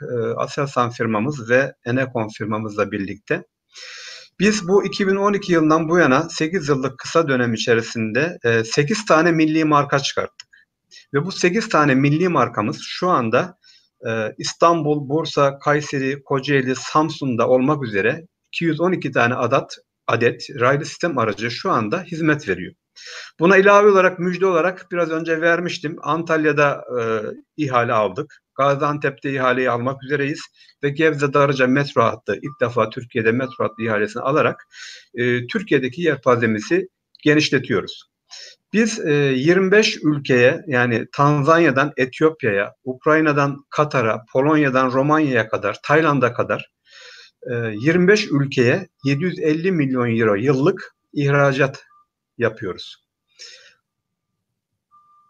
Şimdi bu slayta dikkatlerinizi çekmek istiyorum. ARUS 2012 yılında kuruldu. ARUS 2012 yılında kurulmadan önce ülkemizde Alstom, Hyundai Rotem, Eurotem, CAF, ABB, GSR, GNR, CRRC, Siemens, Bombardier, Ansaldo Birada, Skoda, Mitsubishi gibi firmalardan 3461 adet raylı sistem aracı alınmış. Düşünebiliyor musunuz? Bu araçların yedek parçaları farklı, stok maliyetleri farklı, ülkeleri farklı ve yedek parçaları, tüm stok maliyetleri, lojistik hizmeti hepsi farklı ve bir o kadar daha maliyet getiriyor. Şimdi 2018 yılında ARUS kurulduğu zaman ne yaptı? İşte bir kümenin gücünü buradan anlamak mümkün. Hem kamu için hem ülkemiz için. 2012 yılında kurulduktan sonra bu 3461 tane raylı sistem aracının 1293 tanesine biz %51 yerli katkı getirdik. Dolayısıyla sadece yerli katkı getirmekle kalmadık %51. Aynı zamanda Durmazlar, Bozankaya, İstanbul Ulaşım, Tülonsaç, Tüvasaç, Tüdemsaç bunlar daha sonra birleşti. Türesaç firmamız oldu tek başına. Aselsan ve şu anda biz raylı sistemlerde milli markalar çıkartıyoruz. İşte biraz önce söyledim 8 tane milli marka. Ve bunun %60 yerlilik, şu anda %60 yerlilikteyiz ve 11. kalkınma planında da %80 yerli katkıyı hedefliyoruz. Biz bunu yapmakla yabancıların bize 3 milyon euroya, 4 milyon euroya sattığı bir tane raylı sistemi şu anda 1 milyon euroya yani 1/3 fiyatına daha ucuza, %50 fiyatına daha çok ucuza getirerek ülkemize tasarruf etmiş olduk ve şu anda önümüz açıldı. İşte milli markaların İstanbul'da İstanbul Tramvayı, Kocaeli'nde Durmazlar'ın yaptığı Panorama milli marka, Bozankaya'nın Kayseri'de yaptığı Talas marka milli marka tramvay, Türesaç firmamızın EMU elektrikli ve dizel lokomotifleri, Durmazlar firmamızın yine Bursa'da İpek Böceği tramvayı, yine Durmazlar firmamız tarafından yapılan LRT dediğimiz hafif raylı metro aracı, yine Bozankaya firmamız tarafından yapılan Malatya'da trambüs projesi, buna troleybüs diyebiliriz. Yine TÜBİTAK ve Türesaç'la birlikte yaptığımız E1000 elektrikli tren, Aselsan ve Türesaç'la birlikte yaptığımız ilk hibrit lokomotifimiz ve şu anda müjdesini verdiğimiz Sakarya'da üretilen 160 km/saat hızlı tren. Bu da 2021 yılında Ankara-Sivas hatlarında raylarda olacak. Bu da bir müjde olarak verebiliyorum. Şimdi kamu alımları dedik. Kamu alımlarının sanayimizin gelişmesindeki rolü nedir? Bizim de birçok sektör olduğu gibi raylı sistemler sektöründe tek müşterimiz kamu. Yani kamu ve belediyeler. Kamu alımlarına şöyle bir göz attığımda son 4 yıla 2016 yılında 160 bin ihale ile 173 milyar TL alım yapılmış. 2017 yılında 135 bin ihale ile 232 milyar TL alım yapılmış. 2018 yılında 112 bin ihale ile 202 milyar TL. 2019 yılında 95 bin ihale ile 143 milyar TL alım yapılmış. Yani bu son 4 yılın ortalamasını alacak olursak şöyle diyebiliriz. 125 bin ihale ile mal alımı, yapım işi ve hizmet sözleşmeleri dahil olmak üzere ortalama 188 milyar liralık bir kamu alımı yapılıyor her yıl. Bunun anlamı şu, yani kamu alımlarının sanayimizin gelişmesinde anlamı şu. Kamu alımları her yıl %100 yerli ürün ve hizmet alımı kullansa, bu ihalelerde bunlar %100 olsa, her yıl 188 milyar TL ülkemizde kalacak. Bunun anlamı bu. Eğer biz bunu %80'e çekersek, 11. kalkınma planımızdaki gibi %80 yerli ürün alımı hedeflersek, bu rakamda her yıl 160-150 milyar TL olacak. Bu rakam sanayimizin ve ülkemizin kalkınmasında lokomotif rol oynayacak, büyük bir kaldıraç etkisi yaratacak. Bilindiği gibi kamu tüm ülkelerde olduğu gibi ülkemizde de en büyük müşteri konumunda ve kamu alımları yoluyla yerli sanayinin desteklenmesi yöntemi tüm gelişmiş ülkelerde başarıyla kullanılıyor. O zaman biz de bunu kullanmak zorundayız. Bu yöntem bazen doğrudan yerli alım teşvik edilmesi şeklinde olabilir. Bazen teknoloji transferi için yerli sanayinin dahil olduğu bir ülkemizde teknoloji transferi şeklinde de olabilir.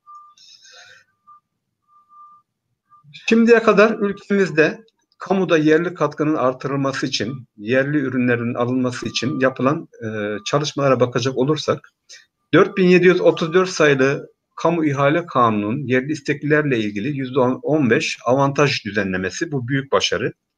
Bilim Sanayi ve Teknoloji Bakanlığımız tarafından ilgili kurum ve kuruluşların görüşleri alınarak her yıl orta ve yüksek teknoloji sanayi ürünleri arasında belirlenen ve kurum tarafından ilan edilen listede yerli mallar listeleniyor ve burada %15 fiyat avantajı sağlanması zorunlu hükmü getirildi. Ve bu her sene yenilenerek sayısı artırılıyor. Diğer bir başarı yerli malı tebliğinin yürürlüğe girmesi. Diğer bir başarı SİP, Sanayi İşbirliği Programı'nın yayınlanması, yürürlüğe girmesi ve yerli malının alınması için Başbakanlık genelgeleri. Bunlar bizim başarılarımız. Ama ne derece başarılı olabildik? Ne kadar bunlar yürütülebiliyor? Tabii bunları sektörden gelen sorunları da size anlatarak biz bunları %100 olarak etkin hale getirmek istiyoruz. Kamuda İlhan Bey, 3 dakika içinde toparlayabilir miyiz? Kamuda yerli malı kullanımını artırmak için neler yapmalıyız? Kanun yapıcı sanayinin rekabet gücünü artırması, dış ticaret açığının azaltılması, istihdamın artırmasına katkı bakımından bunu bir devlet politikası olarak hayata geçirmeli ve hiçbir taviz vermeden uygulamamız gerekiyor. Nedir bunlar? Mesela her ihalede yerli katkı ve yerli üretimi artırmak için en az %51 yerli katkı şartı getiren SİP programı. Bu sektörlere göre değişebilir. %60 olabilir, %40 olabilir ama mutlaka bir rakam, minimum bir rakam yazmamız lazım. Diğeri, kamu alımlarında %15 yerli fiyat avantajı idareler tarafından farklı şekillerde kullanılmamalı. Hepsinde zorunlu hale getirilmelidir. Çünkü idareler bu maddede farklı davranabiliyorlar. Bunu zorunlu hale getirmemiz ve hepsini kullanması gerekiyor. Bir diğeri, bir ürünün yerlisi varsa çağrı usulüyle pazarlık yapılarak yerli üreticilerimiz ve yerli ürünlerimizin tercih edilmesi.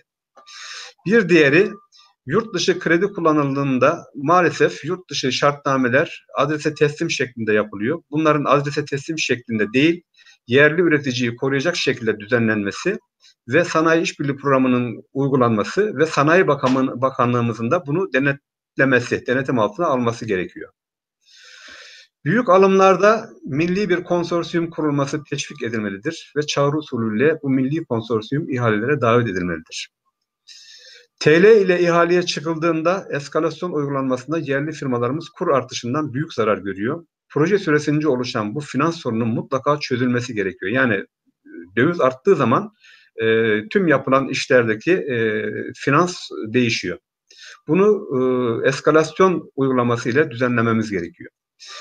Diğer bir maddemiz, raylı sistem araç tedariği, tasarım, imalat ve test süreçlerini içeren 3-4 yıllık uzun soluklu bir proje olduğundan bunlar maalesef normal mal alımı yönetmeliğine göre ve çoğu kez acil ihalelere çıkılarak yapılıyor. Bu nedenle alımlarda iyi bir planlama yapılması ve yerli üreticinin de kendini bu planlara göre mutlaka hazırlaması gerekiyor. Yani acil alımlar mutlaka yasaklanmalıdır. Acil alım diye bir şey olmaz. Bunlar belli bir plan dahilinde olması gerekiyor. Bir diğeri, kamu personeli yerli üretime güvenmiyor, kendisini riske atmak istemiyor ve pahalı da olsa yabancı ürünü tercih ediyor. Tüm ürünler uluslararası standartlara göre üretildiğinden aynı standartları uygulayan yerli üreticilere öncelik verilir. Bir örnek vermek istiyorum. Eskişehir'deki Hisarlar firmamız TÜBİTAK projesiyle, TEİDAP projesiyle 4+4 Turkar arazi aracı üretti. Fakat bir tane satamadı. Mercedes'e 3 kat fiyat veriliyor. Mercedes ihalelerde alınıyor. Fakat Hisarlar'ın ürettiği, TÜBİTAK projesiyle ürettiği 4x4 Turkar aracı alınmıyor.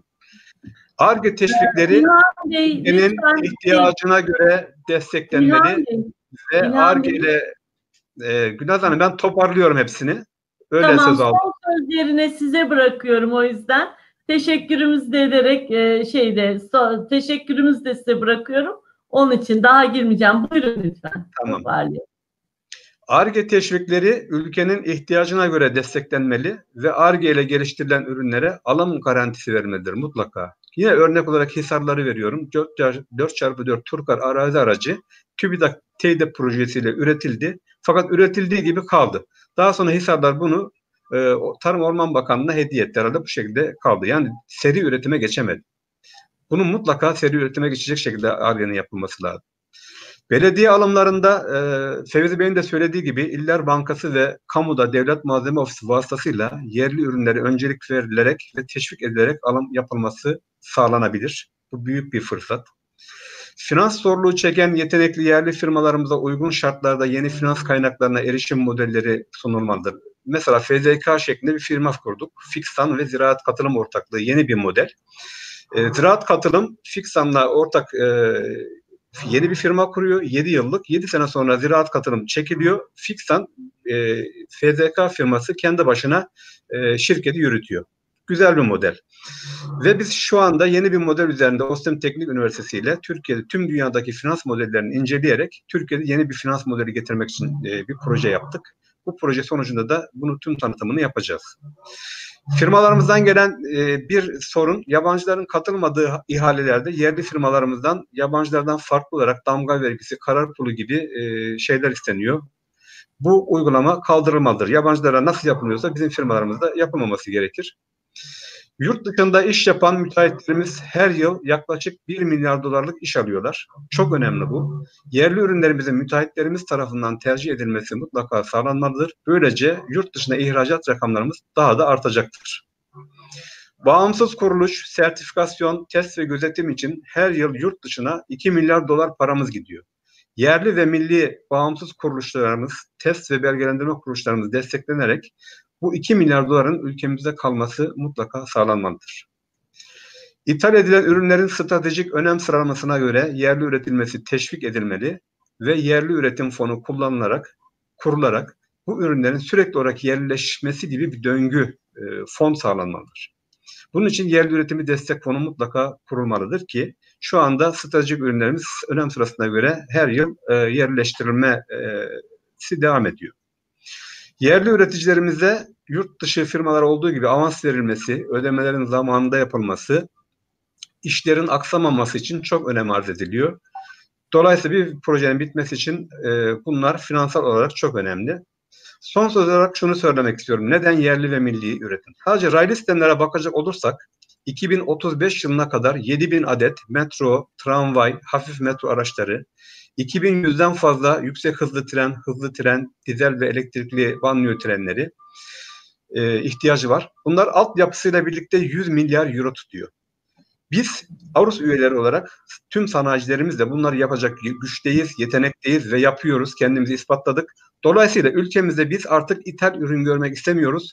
Bunların hepsini 2035 yılına kadar biz yapacağız ve 100 milyon euroyu ülkemizde kendi sanayimizin gelişmesi için, kendi ülkemizin gelişmesi için, istihdamın artması için, işsizliğin önlenmesi için ve cari açığın önlenmesi için kullanacağız. Teşekkür ediyorum.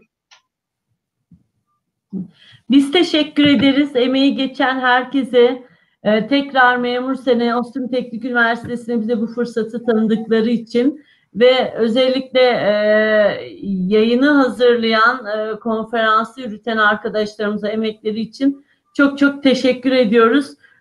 Süreyi de birkaç dakika açtık. Bunun için de özür diliyoruz. Kolaylıklar diliyoruz Zarife Bey. Çok sağ olun. Gülnaz Hanım, biz de çok teşekkür ediyoruz. Size ve tüm konuşmacılarımıza teşekkür ediyoruz yeniden. Şimdi konuşmalarını gerçekleştirmek üzere TÜBİTAK Başkanı Sayın Profesör Doktor Hasan Mandal Bey'e sözü bırakmak istiyoruz. Sayın Başkanım, beni duyabiliyor musunuz?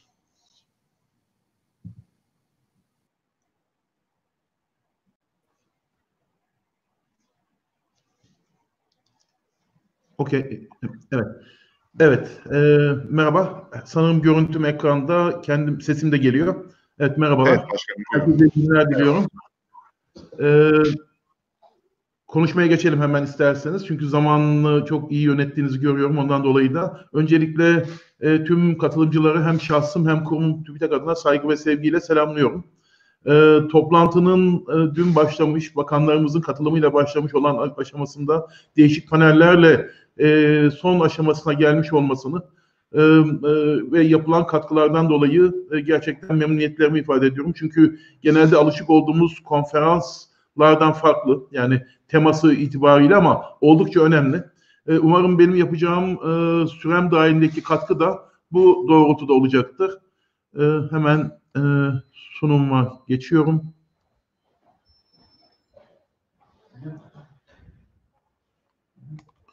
Evet, sanırım ekranda gözüküyor. Kamu Yönetimi ve Kalkınma Kongresi'mizin, OSTÜM Teknik Üniversitemizin ve Memur Sen'in koordinasyonunda gerçekleşiyor. Hem üniversitenin hem bir sendikanın birlikte gerçekleştirdiği ve özellikle kamunun rolünü tekrar kalkınmada değerlendiren bir toplantı. O yüzden gerçekten önemli görüyorum.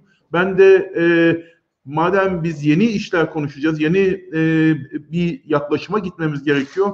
Bakış noktamızda kalkınma odağındaki ekosistemin geliştirilmesinde konuşulan işbirliği sürecini daha fazla birlikte geliştirme ve birlikte başarma eksenine doğru dönüştürme odağında konuşacağım. Ve bunun da bu süreçte kamunun çok anahtar bir görevinin olduğunu bahsedeceğim. Ama öncelikle esasında konuşuyor olduğumuz bu süreç sadece ülkemiz için değil, tüm dünyada da konuşulan bir kapsam. Yani çünkü yeniliğin tipi değişiyor. Yani geçmişte alışılagelmiş olduğumuz yenilik süreçlerinden daha farklı bir şekilde yenilik, yani inovasyonun yöntemi. Bunun birincisi, yani burada birçok başlık var ama zaman açısından hızlı geçebileceğim birkaç başlığa değineceğim sadece. Birincisi doğrusal yenilikten, yani bilgiyi üreten kurumlar, yani genelde üniversitelerden normal koşullarda işte bunun kullanılacağı özel sektöre ve kamuda bunu bir destek teşvik mekanizmasıyla katkılandırmaya çalışıyor.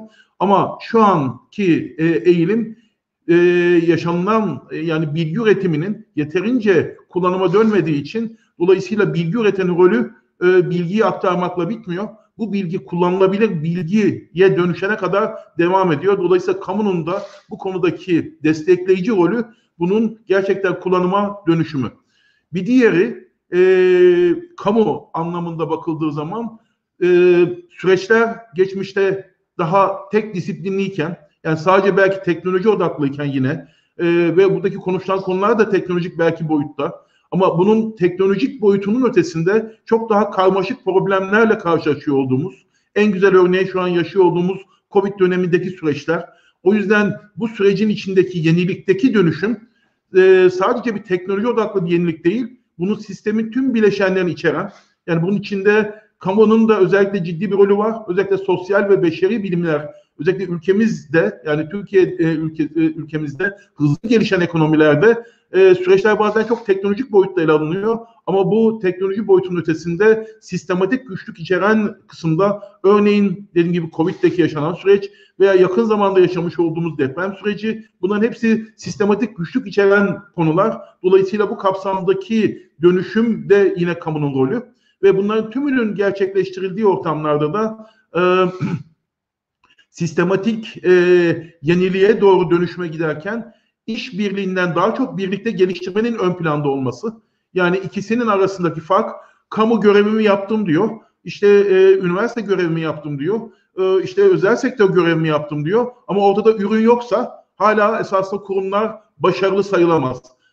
Dolayısıyla birlikte geliştirme dediğimiz yaklaşımda üniversitenin, sanayinin ve kamunun birlikte sürecin içinde her aşamasında olarak başarıya ulaşıldığı zaman ancak bunun faydalı noktaya gelinildiği, aksi durumda bir paydaşın görevini yapmış olmasının, başarıyla yapmış olmasının o sonucu onun başarıyla bitirileceği anlamına gelmiyor. Dolayısıyla böyle bir değişik derken yeni bir yenileşim yaklaşımı var. Bunu da sen konuşmama başında bunu ifade ediyor. Biz de yani TÜBİTAK ekseninde yapmaya çalıştığımız, özellikle bakanlığımızla birlikte, Sanayi Teknoloji Bakanlığımızla birlikte 2018 yılına kadarki olan süreçlerimizi yenileştirme eğilimindeyiz. Bunun bir kısmını sizlerle zaten sahada değişik zamanlarda bir araya geliyoruz. Yapmaya çalıştığımız birlikte geliştirme yaklaşımını hem bilgi üretimi hem de insan kaynağı geliştirme ekseninde değerlendirmek. Bilgi üretiminden konuşurken hem teknoloji üretimi hem de teknolojinin ürünleşmesi konusunda projelerin büyük platformlara dönüşmesi, yani etki boyutunun artması ve bu gerçekleşirken de ilgili paydaşların teknoloji geliştirme esnasında üniversitenin daha ön planda olduğu ama ilgili paydaşlarla, yani özellikle özel sektör noktasında, yine ürünleşme noktasında da bu kez özel sektörün koordinasyonunda yine ilgili paydaşlar mutlaka üniversitenin içinde olacak şekildeki büyük platformların desteklenmesi. Bununla ilgili yüksek teknoloji platformları, sanayi işbirliği mekanizmaları programı örneklerimiz. Yakın zamanda açmış olduğumuz, yani 2020 yılında başlatmış olduğumuz Sipariş Ar-Ge, yani bilgiyi üreten firmayla bilgiyi kullanacak firmanın başlangıçta bize birlikte gelmeleri ve bilgiyi üretecek firmanın da mutlaka KOBİ olması, yani bu eksende. Yine patent lisans çağrısı kapsamında bilginin üniversitelerde beklediği ortamdaki, yani nitelikli bilginin ticarileşmesi noktasında kamunun bu riski yönetmesi. Bunların tümü birlikte geliştirme yaklaşımına örneklerimiz. Yine diğer tarafta insan kaynağı geliştirmesi tarafındaysa sanayi doktora programı yine bu kapsamda verilebilecek en iyi örnek. Bu doğrultuda da yine sadece öğrencinin üniversiteyle birlikte geliştirilecek bilginin sadece desteklenmesinin doktor esnasında değil, aynı zamanda istihdam sürecinde de gerçekleşmesi. Yani dolayısıyla üniversiteyle sanayi arasındaki rolün ve köprünün sadece eğitim sürecinde değil, istihdama da devam etmesi ve bu doğrultuda da kamunun yine bu kapsamdaki rolü. Yani dolayısıyla bu yansıdaki tüm bileşenlere bakarsak, Türkiye artık teknolojiyi üretme noktasında takip eden değil, takip edilmeye yönelik yenilikçi yaklaşımları en azından TÜBİTAK vasıtasıyla gündeme taşıyıp bu kapsamda ekosistemle birlikte süreci geliştirmeye çalışıyor. Çünkü bu konuşuyor olduğumuz, yani örneğin yüksek teknoloji platformlarımız ve sanayi işbirliği mekanizmaları, yani SAYAN platformlarına bakıldığı zaman buradaki konuşulan alanların her biri gerçekten güçlük içeren alanlar. Çünkü yüksek teknolojinin gerekliliğinin olduğu, orta yükseğin değil, yüksek teknolojinin gerekli olduğu alanlarda çok daha fazla işbirliğinin ötesinde birlikte iş yapmaya gereksinimin olduğu alanlar olarak değerlendiriyoruz. Yine biraz önce söylemiş olduğum örneğin sanayi doktora programında bunu memnuniyetle ifade ederim ki gerçekten firmalarımıza teşekkür ediyoruz. Yani 224 tane firmamız, 80 tane üniversitemiz, 1162 tane doktor öğrencisi bu programın içinde. Ve bu programın dediğim gibi dünyadaki özgünlüğü sadece doktora esnasında verilen bir burs veya bir proje değil, doktorasının sonrasında en az 3 yıl boyunca devam edecek olan bir istihdam ilişkisi ve bu istihdam ilişkisinde yine kamunun rolü noktasında, bu istihdamın desteklenmesi noktasında bu mezun doktor öğrencisinin maaşının istihdamı sürecindeki %60'ına kadar olan kısmının TÜBİTAK tarafından karşılanması. Yine birlikte iş yapmaya örnek noktasında uygulayıcı kuruluşlarımız, yani bizim bireysel genç girişimci geliştirme programında kullanmış olduğumuz programda, bu programda da uygulayıcı kuruluşlarımız vasıtasıyla, yani TÜBİTAK'ın kendisinin rolünden daha çok bunu uygulayıcı kuruluşlar vasıtasıyla, uygulayıcı kuruluşlarımızın önemli kısmı da işte üniversitelerimiz, teknoparklarımız ve burada da ekosistemi daha da genişletmek için bu yıl birlikte çalışabilmeleri için daha iyi bu süreci yönetenlerle bu süreci iyi yönetmeye aday olan 32 işbirliği kuruluşu birleştirip 63 kuruluş uygulayıcı kuruluş sürecine dönüştürüldü. Yani dolayısıyla bu da yine birlikte iş yapmaya örnek noktasında. Patent lisansla ilgili süreçlerimizde de yine bu yansıda görüyorsunuz. İlk kez başlatmış olduğumuz bir programdı. Orada da üniversitelerimizin elindeki patentlerin ticarileşmesinde firmalarımızın bunu üretmesi, yani lisanslaması noktasına kendilerine kullanımında üniversiteye ödemeleri gereken lisans bedellerinin %75'ine kadar firmanın tipi, büyüklüğü ve teknolojinin düzeyi orta yüksek gibi olmak kapsamında %75'e kadar olan kısmı yine kamu tarafından karşılanıyor. Yani kamu geçmişte çok daha statik olan desteklerini daha fazla birlikte iş yapmaya ve iş yapmanın boyutunda da yüksek teknoloji ve özellikle de KOBİ'leri sürece daha fazla dahil etmeye yönelik programlarını geliştirmeye çalışıyor. Ve bunun en iyi örneğini de esasında biz şu an yaşıyor olduğumuz Covid döneminde uygulamaya çalıştık. Yani bu konuştuklarımızın hepsi bütüncül bir yaklaşımla kullanılıyor mu? Biz bunun en iyi örneğini Covid döneminde uygulayabildiğimizi söylüyoruz. Covid-19 Türkiye platformu kapsamında halen 17 proje gerçekleşiyor. 436 tane araştırmacı, 49 tane farklı kurumdan bir arada çalışıyorlar. Bu ülkemizdeki bizim kendi tespitlerimizdeki bu kadar büyük bir yapı ilk kez gerçekleşiyor. Yine OSTİM tarafından gerçekleşen 5G, uçtan uça 5G projesi de bunun diğer bir örneği olarak verilebilir.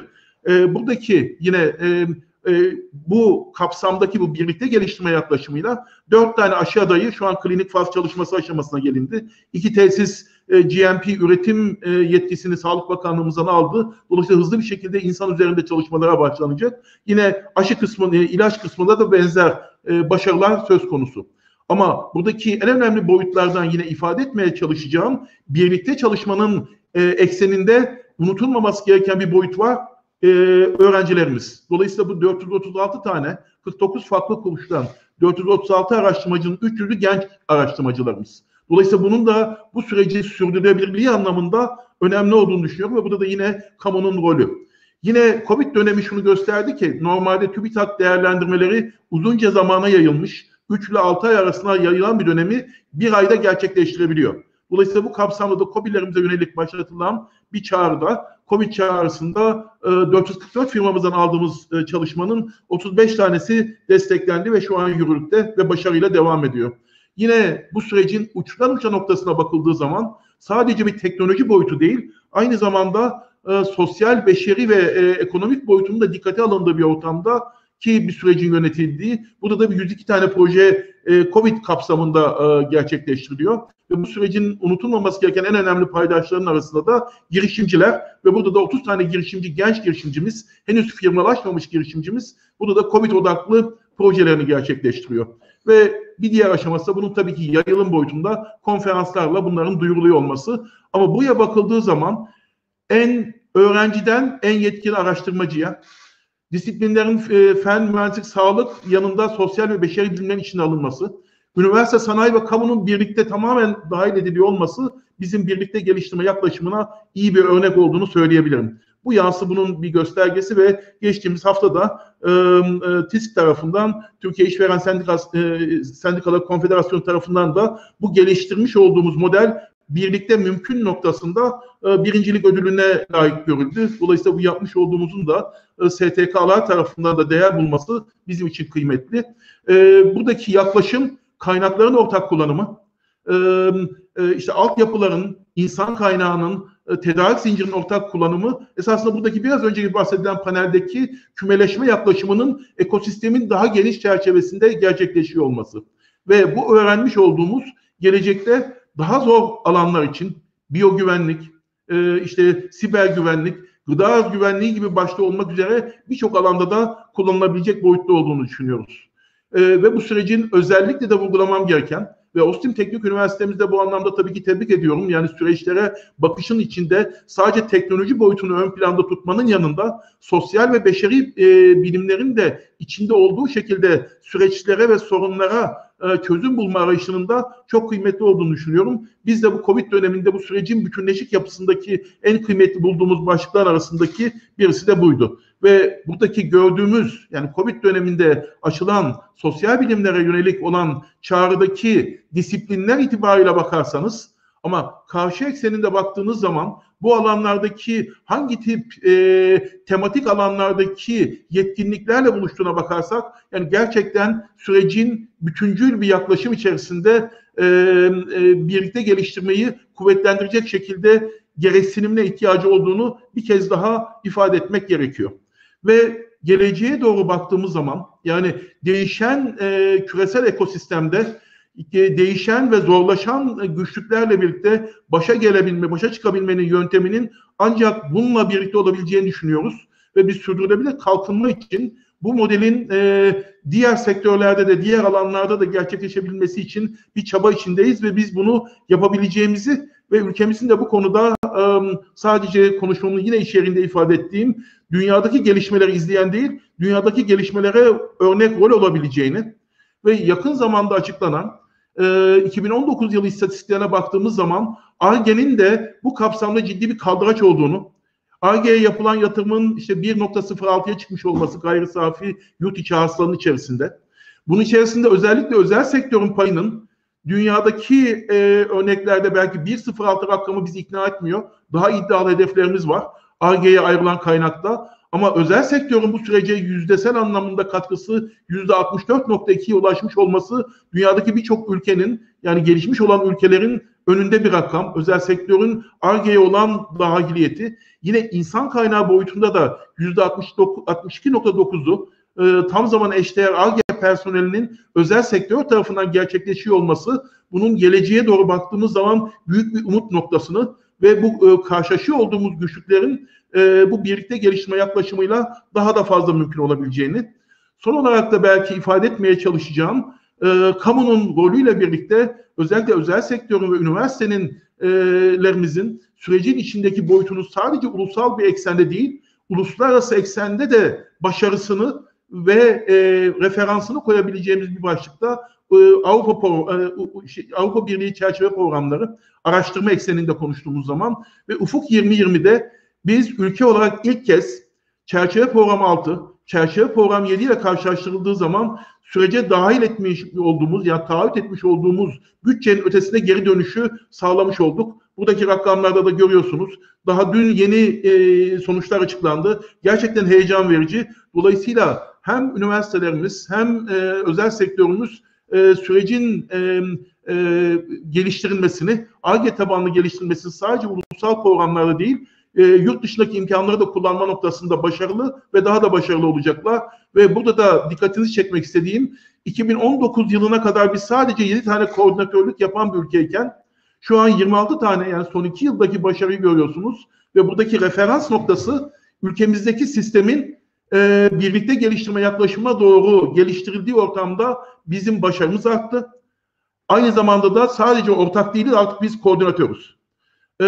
Ve bunları bahsetmiş olduğum yani dün bu hafta içerisinde açıklanan 2 hibe programın sonuçları bunlar da dün açıklandı ve bu 2 programın en büyük özelliği ise komisyonun gelecekteki yani bu yakın zamandaki yeşil mutabakat noktasında açmış olduğu çağrılarda çok kuvvetli bir başarı elde ettik. Ve bu şunu da söylüyor yani yeşil mutabakat 1 milyar euroluk yeşil mutabakat çağrısında da Türkiye ana aktörlerden birisi olacak inşallah. Bu da tabii ki sizlerle birlikte ve bu da kamunun düzenleyici ve işte destekleyici rolünün yanında üniversitelerimizin ve özellikle de sanayinin bu süreçte birlikte çalışma yaklaşımıyla 26 Ocak'a kadar devam ettiğini, başvuruların ifade etmek isterim. 1 milyar avroluk çağrının. Ve son yansım olarak da belki toplantının kapanışındaki konuşmacılardan birisiyim. Ama toplantının tüm programına bakıldığı zaman yani gerçekten kamu yönetimi boyutunun kalkınmada önemli bir rolünün olduğunu ve bunun kamunun rolünün de daha fazla yetkisini büyük platformlar vasıtasıyla aktarabildiği ve daha fazla sürecin bu birlikte daha güçlü problemlere, güçlü sorunlara birlikte geliştirme ve birlikte başarma yaklaşımıyla birlikte katkısının olabileceği yönünde ben bu duygu ve düşüncelerle tekrar bu toplantının düzenlenmesinde emeği geçen tüm başta OSTİM ve ilgili sendikamız olmak üzere, memur sene olmak üzere tüm ilgili paydaşlara teşekkür ediyorum. Hepinizi saygı ve sevgiyle selamlıyorum. TÜBİTAK Başkanı Sayın Profesör Doktor Hasan Mandala konuşmalarından ötürü bizler de teşekkürlerimizi sunuyoruz. Şimdi de kongremizin kapanış konuşmasını gerçekleştirmek üzere Türkiye Cumhuriyeti Sanayi ve Teknoloji Bakan Yardımcısı Sayın Mehmet Fatih Kaçır'a sözü bırakıyoruz. Sayın Bakanım hoş geldiniz. Söz sizin, buyurun. Hoş bulduk. Çok teşekkür ederim. Ben de OSTİM ve OSTİM Teknik Üniversitesi ve Memur Sen tarafından düzenlenen Kamu Yönetimi ve Kalkınma Kongresi'nde sizlerle birlikte olmaktan büyük bir memnuniyet duyduğumu ifade etmek istiyorum. Tüm katılımcıları ve dinleyicileri saygıyla, sevgiyle selamlıyorum. Müsaade ederseniz ben de bir sunum paylaşacağım konuşmam esnasında sizlerle. O sunumu hızlıca açmaya çalışayım.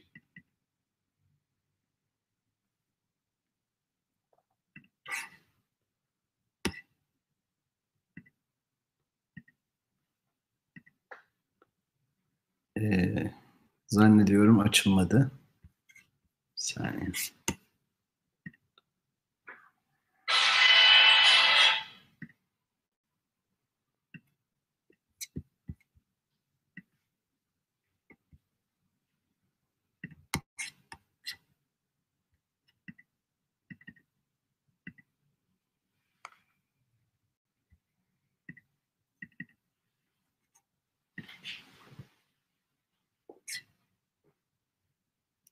Sunum açıldı mı acaba?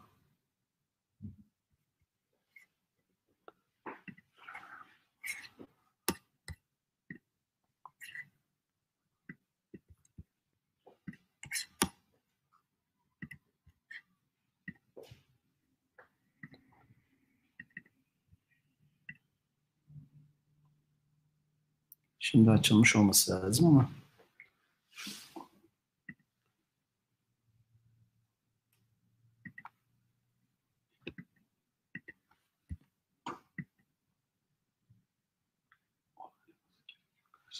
Sizin onayınız gerekiyor zannediyorum benim sunumumu paylaşabilmem için.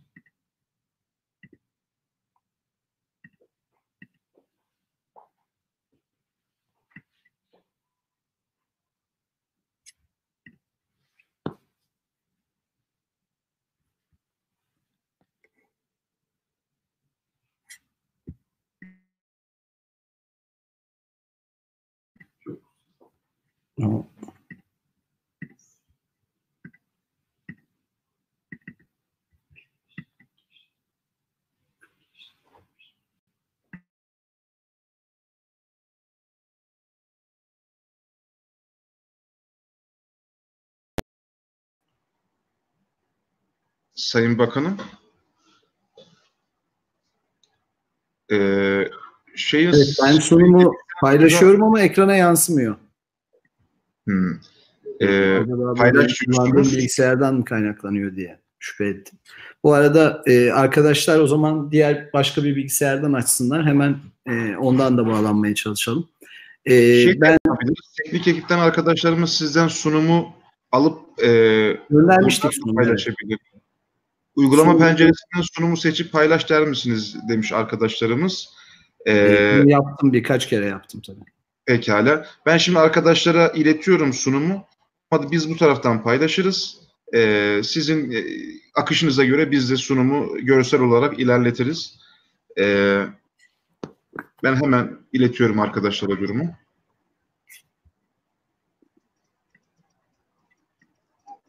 Evet, ben bir yandan konuşmamı başlatayım müsaade ederseniz. Tabii bugün Türkiye'nin milli teknoloji hamlesi yolculuğunu ben sizlerle paylaşmaya gayret edeceğim ve bu yolculukta kamu yönetiminin sivil toplum kuruluşlarıyla, özel sektörle ve üniversitelerle yürüttüğü işbirliklerinin önemini sizlerle paylaşmaya çalışacağım. Bugün Türkiye'miz satın alma gücü paritesine göre dünyanın en büyük 13. ekonomisi konumuna gelmiş durumda. 2000'li yılların başında bu sıralamadaki yerimiz 18. ligdi ve adım adım daha üst sıralara tırmanmayı hep birlikte başardık.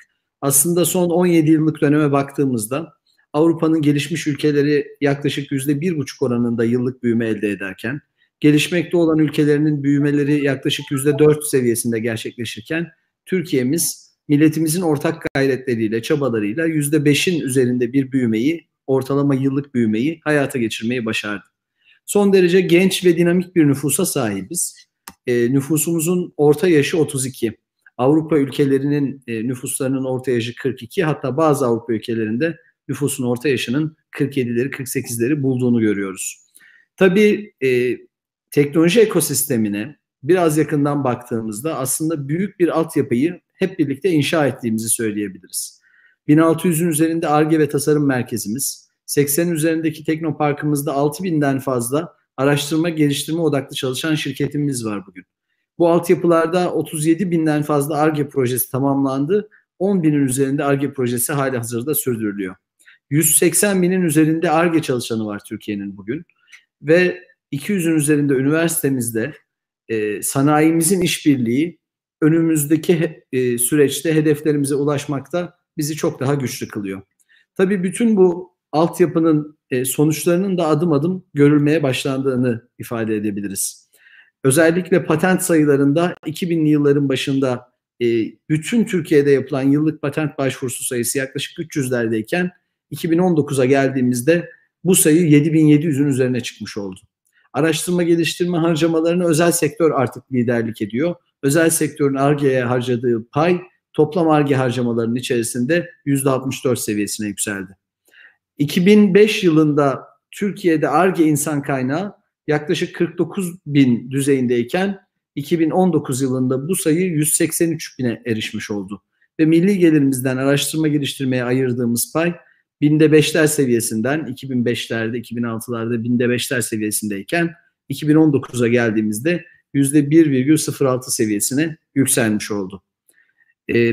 Tabii bizim hedefimiz bu çıktıları çok daha ileri noktalara taşımak ve Türkiye'nin yeni başarı hikayesini, ekonomide yeni büyüme hikayesini araştırma, geliştirme, yenilik, inovasyon odaklı milli teknoloji hamlesiyle hayata geçirmek.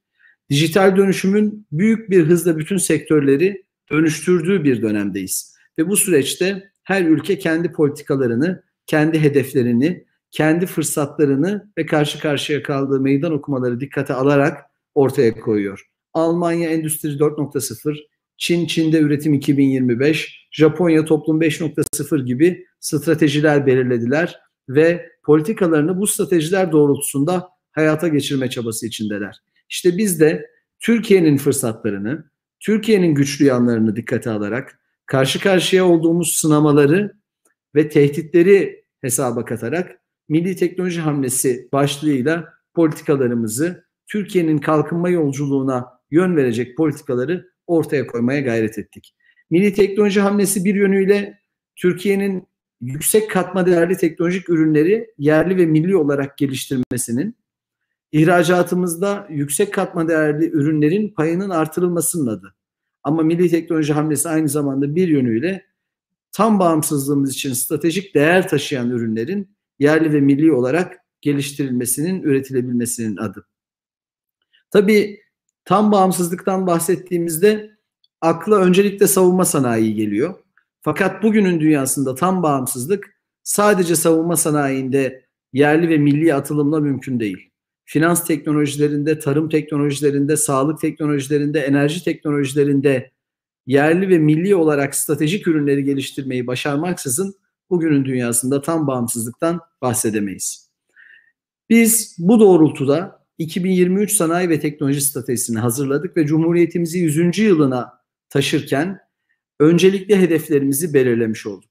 sanayi ve teknoloji stratejimizin ana hedeflerinin başında imalat sanayimizin milli gelirdeki payını yükseltmek geliyor. Hedefimiz 2008-2018 döneminde yaklaşık %16 seviyesinde gerçekleşen imalat sanayinin milli gelirdeki payını 2023'e geldiğimizde %21 düzeyine çıkartmak. Yine imalat sanayi ihracatımızı 160 milyar dolar seviyesinden 2023'te 210 milyar dolar seviyesine yükseltmeyi hedefliyoruz. Bu hedef elbette dünyaya daha fazla ürün satmakla mümkün olacak ama bundan da önemlisi daha katma değerli, daha yüksek teknoloji seviyesine sahip ürünleri dünyaya rekabetçi şekilde ihraç edebilmemiz de mümkün olacak. Yine aynı hedef doğrultusunda araştırma geliştirmeye bugünkünden daha yüksek pay ayırmak zorundayız.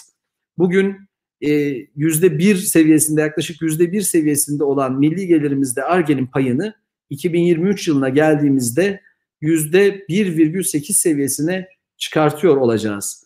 Bu anlayışla Ar-Ge personeli sayımızı da 183 bin seviyesinden 2023'e geldiğimizde 300 bin seviyesine yükseltmiş olacağız.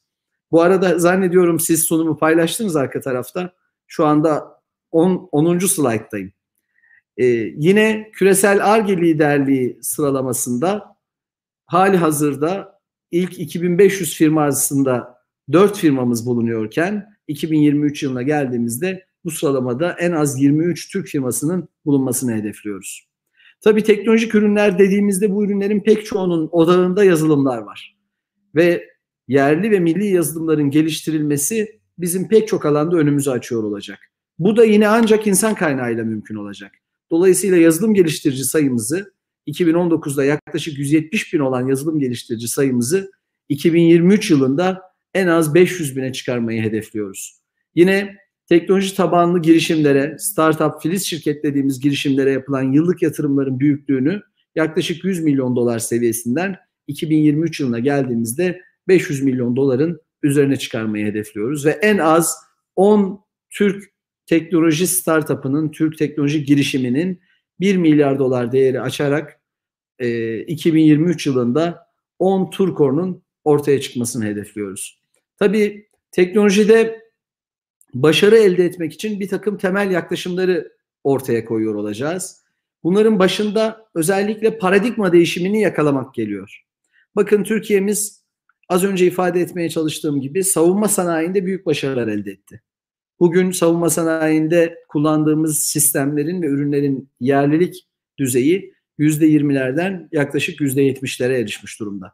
Ama bundan da önemlisi savunma sanayinde ihtiyaç duyduğumuz kritik sistemleri yerli ve milli olarak geliştirme kabiliyeti kazanmış olmamız. Ve bu alanda bazı sistemlerde dünya çapında bir başarı elde etmiş olmamız. İnsansız hava araçları zannediyorum en bariz örneği bu başarının. Bu alandaki başarıya biraz daha yakından baktığımızda aslında havacılıkta paradigma değişimini yakalamamızın bize büyük fırsatlar sunduğunu görüyoruz. Başka ülkelerin onlarca yıl, yüzlerce milyar dolar harcayarak, binlerce mühendisle, araştırmacıyla geleneksel havacılık alanlarında ortaya koydukları başarıyı onların izinden giderek takip etmeye çalışmak yerine yenilikçi teknolojilere yönelerek, oyunun yeniden kurulduğu alanlarda, paradigmanın dönüştüğü alanlarda adım atmaya çalışarak çok daha hızlı netice elde etmemiz mümkün oldu insansız hava aracı teknolojisinde. Aslında bunun bir benzeri otomotiv sektöründe önümüzde duruyor.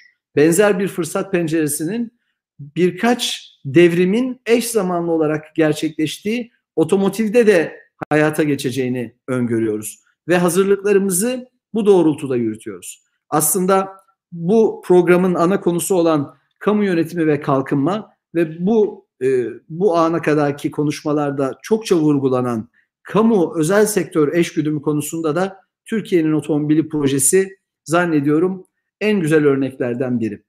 Bakınız otomotiv sektörü büyük devrimlerin içerisinde hali hazırda. Bir yandan elektrikli araçlar büyük bir hızla yaygınlaşıyor. 10 yıl içerisinde elektrikli araçların otomotiv pazarındaki payının %50'yi aşacağı öngörülüyor. Yine otonom araç teknolojileri, sürücüsüz araç teknolojileri büyük bir hızla yaygınlaşıyor muhtemelen 5-10 yıl içerisinde kullandığımız araçların sürücüsüz araç teknolojilerine sahip olacağı öngörülüyor. Yine paylaşım ekonomisi çokça yaygınlaşıyor. İnsanlar bireysel olarak bazı ürünlere sahip olmak yerine ortaklaşa ürün kullanımına yöneliyorlar. Ve bağlantılı araç teknolojileri büyük bir hızla yaygınlaşıyor ki otomobillerin de önümüzdeki dönemde pek çok nesneyle, pek çok eşyayla ve belki vücudumuzdaki biyosensörlerle bağlantılı araçlar haline geleceği tahmin ediliyor. Dolayısıyla geçmiş dönemlerde belki onlarca yıl süren devrimler önümüzdeki 10 yıl içerisinde, sadece 10 yıl içerisinde otomotiv sektöründe gerçekleşecek. Biz şimdi bu devrimlerin hayata geçtiği bu dönemde, yani aslında oyunun sıfırdan kurulduğu, pek çok ülkenin, pek çok şirketin oyuna yeniden aynı pozisyonda başladığı, aynı seviyede başladığı bu dönemde 30 milyar dolar otomotiv ihracatına sahip bir ülke olarak milli bir markayı ve bu alanda pek çok teknoloji girişimini hayata geçirebileceğimize inanıyoruz. Ve bir yandan özel sektörün heyecanını, dinamizmini, girişimci ruhunu, bir yandan da kamu politikalarının aklını bu projede bir araya getiriyoruz. İnanıyorum ki Türkiye'nin otomobili projesi de İnşallah 2023 yılında hayata geçmiş olacak ve milli bir marka olarak, hepimizin ortak gurur duyduğu bir marka olarak ekonomimize önemli katkılar sunuyor olacak. Ve bu sadece bir markanın değil, aslında bu markanın etrafında pek çok teknoloji girişiminin de geliştiği, büyüdüğü, yeşerdiği bir proje olacak. Aslında sağlıkta da benzer fırsatlar var. Bakın, 90'lı yıllarda insan genom haritası projesi başlatıldı. 13 yıl süren proje yaklaşık 3 milyar dolar tutarında bir bütçeye sahipti. Bugün bu projenin tamamlanması sonrasında artık herhangi birimizin gen haritası sadece 2 gün içerisinde ve yaklaşık 1000 dolar maliyete çıkarılabiliyor. Bununla birlikte işte 2000'li yılların ortasından itibaren büyük bir hızla dünyada kişiye özel tıp alanında bilimsel yayınların artmakta olduğunu görüyoruz. Bu önümüzdeki dönemde bu alanda yepyeni projelerin, yepyeni ürün ve girişimlerin ortaya çıkacağına işaret ediyor. İşte biz aslında savunma sanayinde nasıl bu paradigma değişimlerini hedeflediğimizde dünyada ilk 3'e giren işler ortaya çıkarabildiysek, diğer alanlarda da benzer başarıları bu yaklaşımla elde etmeyi hedefliyoruz. Tabii pandemi döneminde pek çok ülke için öz yeterlilik en temel ihtiyaçlardan birisi oldu. Dünyanın en güçlü kabul edilen ülkeleri dahi bazı ürünleri vatandaşlarına sunamaz hale geldiler ve ülkelerin öz yeterlilik düzeyleri çokça sorgulandı. Türkiye'miz hamdolsun bu dönemde salgının ilk anından itibaren üretim süreçlerini aksatmamayı başardı.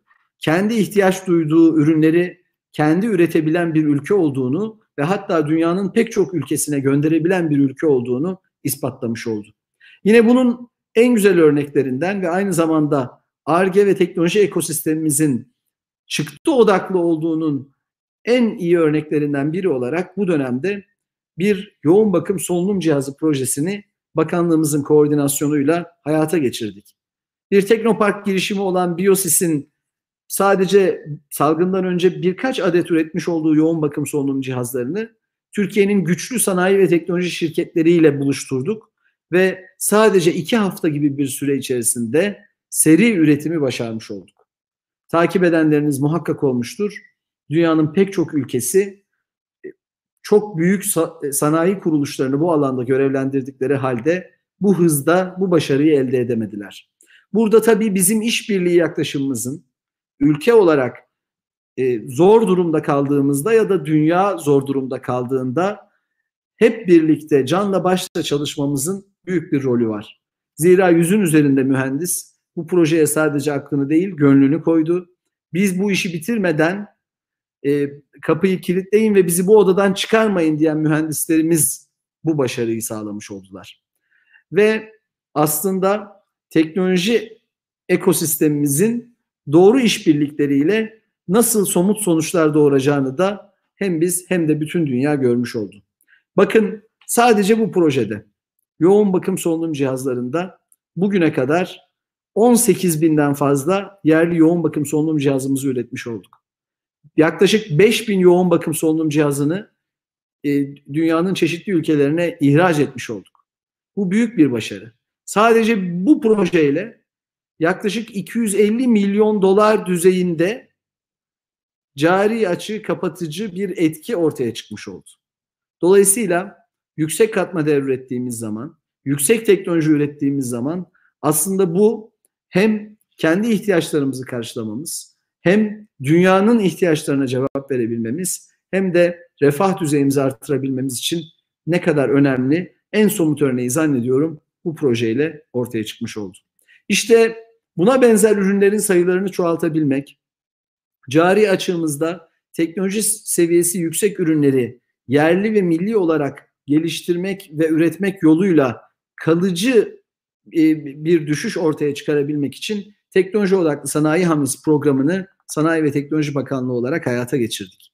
İlk çağrıyı 2020 yılında makine sektöründe tamamlamış olduk ve 20 projeyi bu sektörde destekleme kararı aldık.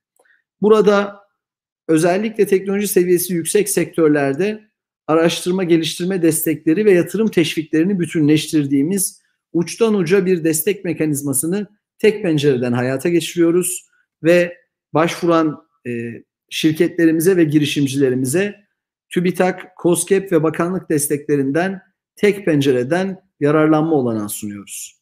Tabii önümüzdeki dönemde diğer teknoloji seviyesi yüksek sektörlerde de çağrılara çıkıyor olacağız. Bunun da hazırlıklarını tamamlamak üzereyiz. Sunduğumuz ayrıcalıklı destekler ve kamu alım garantisi gibi mekanizmalar önümüzdeki dönemde yüksek katma değerli ürünlerin yerli olarak üretilmesine katkı sağlıyor olacak ve inşallah cari açık, teknoloji seviyesi yüksek ürünleri yerli ve milli olarak geliştirerek, üreterek ve dünyaya ihraç ederek kalıcı olarak Türkiye'nin gündeminden çıkıyor olacak diye hedefliyoruz. Tabii sanayinin dijital dönüşümü ve aynı zamanda yalın üretim süreçleri de bakanlık olarak ajandamızın üst sıralarında duruyor. 7 farklı şehrimizde model fabrikalar kurduk. Burada sanayicilerimizi ve sanayide çalışanlarımızı eğitimlere dahil ediyoruz. Gerek yalın üretim, gerek dijital dönüşüm konularında yaparak öğrenme esaslı eğitim yaklaşımlarını onlara sunuyoruz. Ve yine az önce Sayın Cumhurbaşkanımızın da bir video mesajla katıldığı Dünya 4. Sanayi Devrimi, Dünya Ekonomik Forumu 4. Sanayi Devrimi Merkezi'ni MES'le birlikte bakanlık olarak hayata geçirdik. Bu merkezde sanayimizin dijital dönüşümüne önemli katkılar sunacak diye hedefliyoruz. Tabii teknoloji dediğimizde, teknolojik dönüşüm dediğimizde, milli teknoloji hamlesi dediğimizde en büyük değerin insan olduğunu düşünüyoruz. Bütün bu projelerdeki başarının anahtarı beşeri sermayemize yatırım yapmaktan geçiyor. Dolayısıyla çok erken yaşlardan itibaren insan kaynağımızı bu alanlarda destekliyor ve bu alanlara yönlendiriyoruz. Bu hedef doğrultusunda dünyanın en büyük teknoloji festivali Teknofest'i 3 yıldır gerçekleştiriyoruz. İnsansız hava araçlarından roket yarışmalarına, insansız su altı sistemlerinden otonom araçlara, robotaksi yarışmalarına kadar, tarım teknolojilerinden eğitim teknolojilerine, akıllı ulaşımdan jet motor tasarım yarışmalarına kadar 20'den fazla yarışmaya 100.000'den fazla gencimizin katılımıyla Teknofest aynı zamanda dünyada eşi benzeri bulunmayan bir teknoloji yarışmaları organizasyonu. Bu gençler geliştirdikleri projelerle fikirden ürüne bir yolculuğu deneyimliyor ve belki de Türkiye'nin geleceğine imza atacak girişimlerin tohumlarını Teknofest'te ekiyor, yeşertiyorlar. Önümüzdeki yıllarda Teknofest'i gerçekleştirmeyi sürdüreceğiz ve inşallah özellikle gençlerimizin milli teknoloji hamlesinin lokomotifi olmalarına katkı vermeye devam edeceğiz. Yine ülkenin dört bir yanında DENEYAP teknoloji atölyelerini kuruyor ve yaygınlaştırıyoruz. Hali hazırda 30 ilimizde DENEYAP'ları kurduk. 81 ilimizde 100 DENEYAP teknoloji atölyesini inşallah yakın zamanda kurmuş olacağız. Ve DENEYAP'larda da yine yapay zekadan siber güvenliğe, nanoteknolojiden üretim ve tasarım eğitimlerine, özellikle yenilikçi teknoloji alanlarında yaparak öğrenme ve takım çalışması esaslı eğitim imkanlarını özel yetenekli gençlerimize sunuyor ve geleceğin teknoloji yıldızlarını yetiştirmeye devam ediyor olacağız. Yine Türkiye'yi lider araştırmacılar için bir cazibe merkezi yapmak politikalarımızın ana hedeflerinden biri. Bu hedef doğrultusunda hem tersine beyin göçünü gerçekleştirmek hem de dünyanın farklı ülkelerinden lider araştırmacıları ülkemize çekmek için TÜBİTAK'la birlikte Uluslararası Lider Araştırmacılar Programı'nı hayata geçirdik.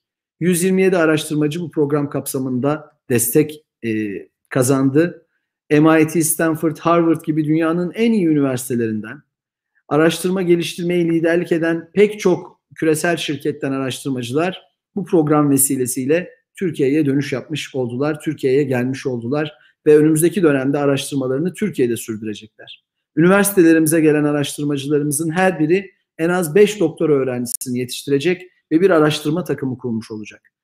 Önümüzdeki haftalar içerisinde bu programın da ikinci çağrısına çıkıyor ve yine lider araştırmacıları ülkemize davet ediyor olacağız. Özel sektörle birlikte Türkiye Açık Kaynak Platformu girişimini başlattık. Bir yandan yazılım geliştirme eğitimlerini yaygın şekilde ülke geneline sunuyor. Bir yandan da kullandığımız yazılımlarda açık kaynak yazılımların payını artırıyor olacağız. Lisanslı yazılımlara bağımlılığı önümüzdeki dönemde düşürmeyi hedefliyoruz. Türkiye ileri düzey teknoloji alanlarında pek çok Ar-Ge girişimini hali hazırda sürdürüyor. Az önce TÜBİTAK Başkanımız benden önce konuşmalarını, sunumlarını yaptılar ve o da benzer örneklerden bahsettiler. Kanser tanısından tıbbi görüntülemeye kadar, uydu haberleşme sistemlerinden biyobenzer ilaç geliştirmeye kadar pek çok yüksek teknoloji alanında milli girişimleri hali hazırda destekliyoruz. Tabii uzay bizim için en önemli, en kritik alanlardan biri. Uzay yarışının yeniden hızlandığı bir dönemdeyiz. Türkiye 2000'li yılların başından itibaren bu alanda önemli projelere adım attı ve hali hazırda 2 kritik projeyi, metre altı çözünürlüklü milli görüntüleme uydumuz İMECE ve ilk milli haberleşme uydumuz TürkSat 6A'yı TÜBİTAK Uzay Araştırmaları Enstitüsü ve paydaşlarının işbirliğiyle hayata geçiriyoruz. Ve Sayın Cumhurbaşkanımız tarafından bakanlığımızın ilgili kurumu olarak kurulan Türkiye Uzay Ajansı'yla da inşallah yakın bir zamanda hazırlamış olduğumuz milli uzay programını kamuoyuyla paylaşıyor olacağız ve Türkiye'nin 10 yıllık uzay yolculuğunu inşallah ilan ediyor olacağız. Uzayda iddialı ama gerçekçi hedefler koyarak teknolojik atılımımızı sürdürüyor olacağız. Haberleşme teknolojilerini hem milli güvenliğimiz açısından hem ekonomik etkileri açısından çok önemsiyoruz. 4.5G LTE teknolojisinde hali hazırda ULAK, bir yerli girişimimiz olan ULAK, 1000'den fazla baz istasyonunu aktif olarak işletmekte.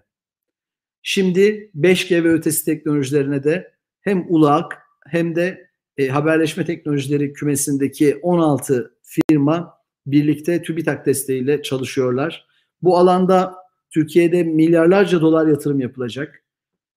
Bu yatırımların ülkemizde kalması bizim için çok stratejik ve aynı zamanda bu haberleşme teknolojilerinde kritik unsurların yerli ve milli olarak geliştirilmesi de güvenliğimiz açısından çok önemli. Dolayısıyla şu anda TÜBİTAK tarafından desteklenmekte olan en büyük Ar-Ge projesi olan bu 5G teknolojileri projesini çok önemsiyoruz ve hızlı bir şekilde ürünleştirmeyi hedefliyoruz.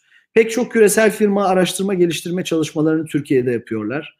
Bunların bazıları küresel inovasyon merkezlerini ve ileri düzey araştırma merkezlerini Türkiye'de kurdular.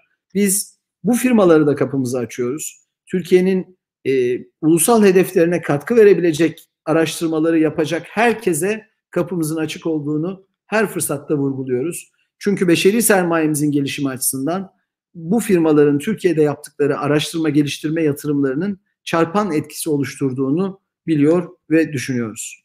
Yine ulusal araştırma merkezlerimiz önümüzdeki dönemde önemli misyonlar yüklediğimiz merkezler. 65-50 sayılı kanunla desteklediğimiz, dolayısıyla milli bütçeden önemli destekler, imkanlar sunduğumuz ODTÜ Mikroelektromekanik Sistemler Araştırma Merkezi MEMS Sabancı Üniversitesi Nanoteknoloji Araştırma ve Uygulama Merkezi Sunum, Bilkent Üniversitesi Malzeme ve Nanoteknoloji Enstitüsü UNAM, 9 Eylül Üniversitesi Biyomedikal ve Gen Enstitüsü İBG ve bu programa geçtiğimiz aylarda dahil edilen ODTÜ Güneş Enerjisi Araştırma ve Uygulama Merkezi GÜNAM, Ankara Üniversitesi Türk Hızlandırıcı ve Işınım Laboratuvarı TARLA ve Ankara Üniversitesi Deniz Hukuku Uygulama ve Araştırma Merkezi misyon odaklı çalışan, Türkiye'nin tüm araştırmacılarına ve girişimcilerine kapılarını açan ve inşallah önümüzdeki dönemde Türkiye'nin stratejik hedeflerine katkı sunmasını beklediğimiz ulusal araştırma merkezleri. İnanıyorum ki buralardan çıkacak projeler hızla ürüne dönüşecek ve ekonomimize, kalkınma yolculuğumuza çok değerli katkılar sunacak. Tabii teknoloji girişimlerinin fonlanması önümüzdeki dönemde yine bizim kalkınma politikalarımızda önceliklendirdiğimiz alanlardan biri. Bu hedef doğrultusunda Hazine ve Maliye Bakanlığı ile işbirliği halinde geliştirdiğimiz Tekinvest TR programı bir fonların fonu mekanizması olarak çalışıyor ve büyük bir hızla erken aşama teknoloji tabanlı girişimlere yaklaşık 1 milyar 400 milyon lira tutarında yatırımın hayata geçmesine vesile olacak diye planlıyoruz.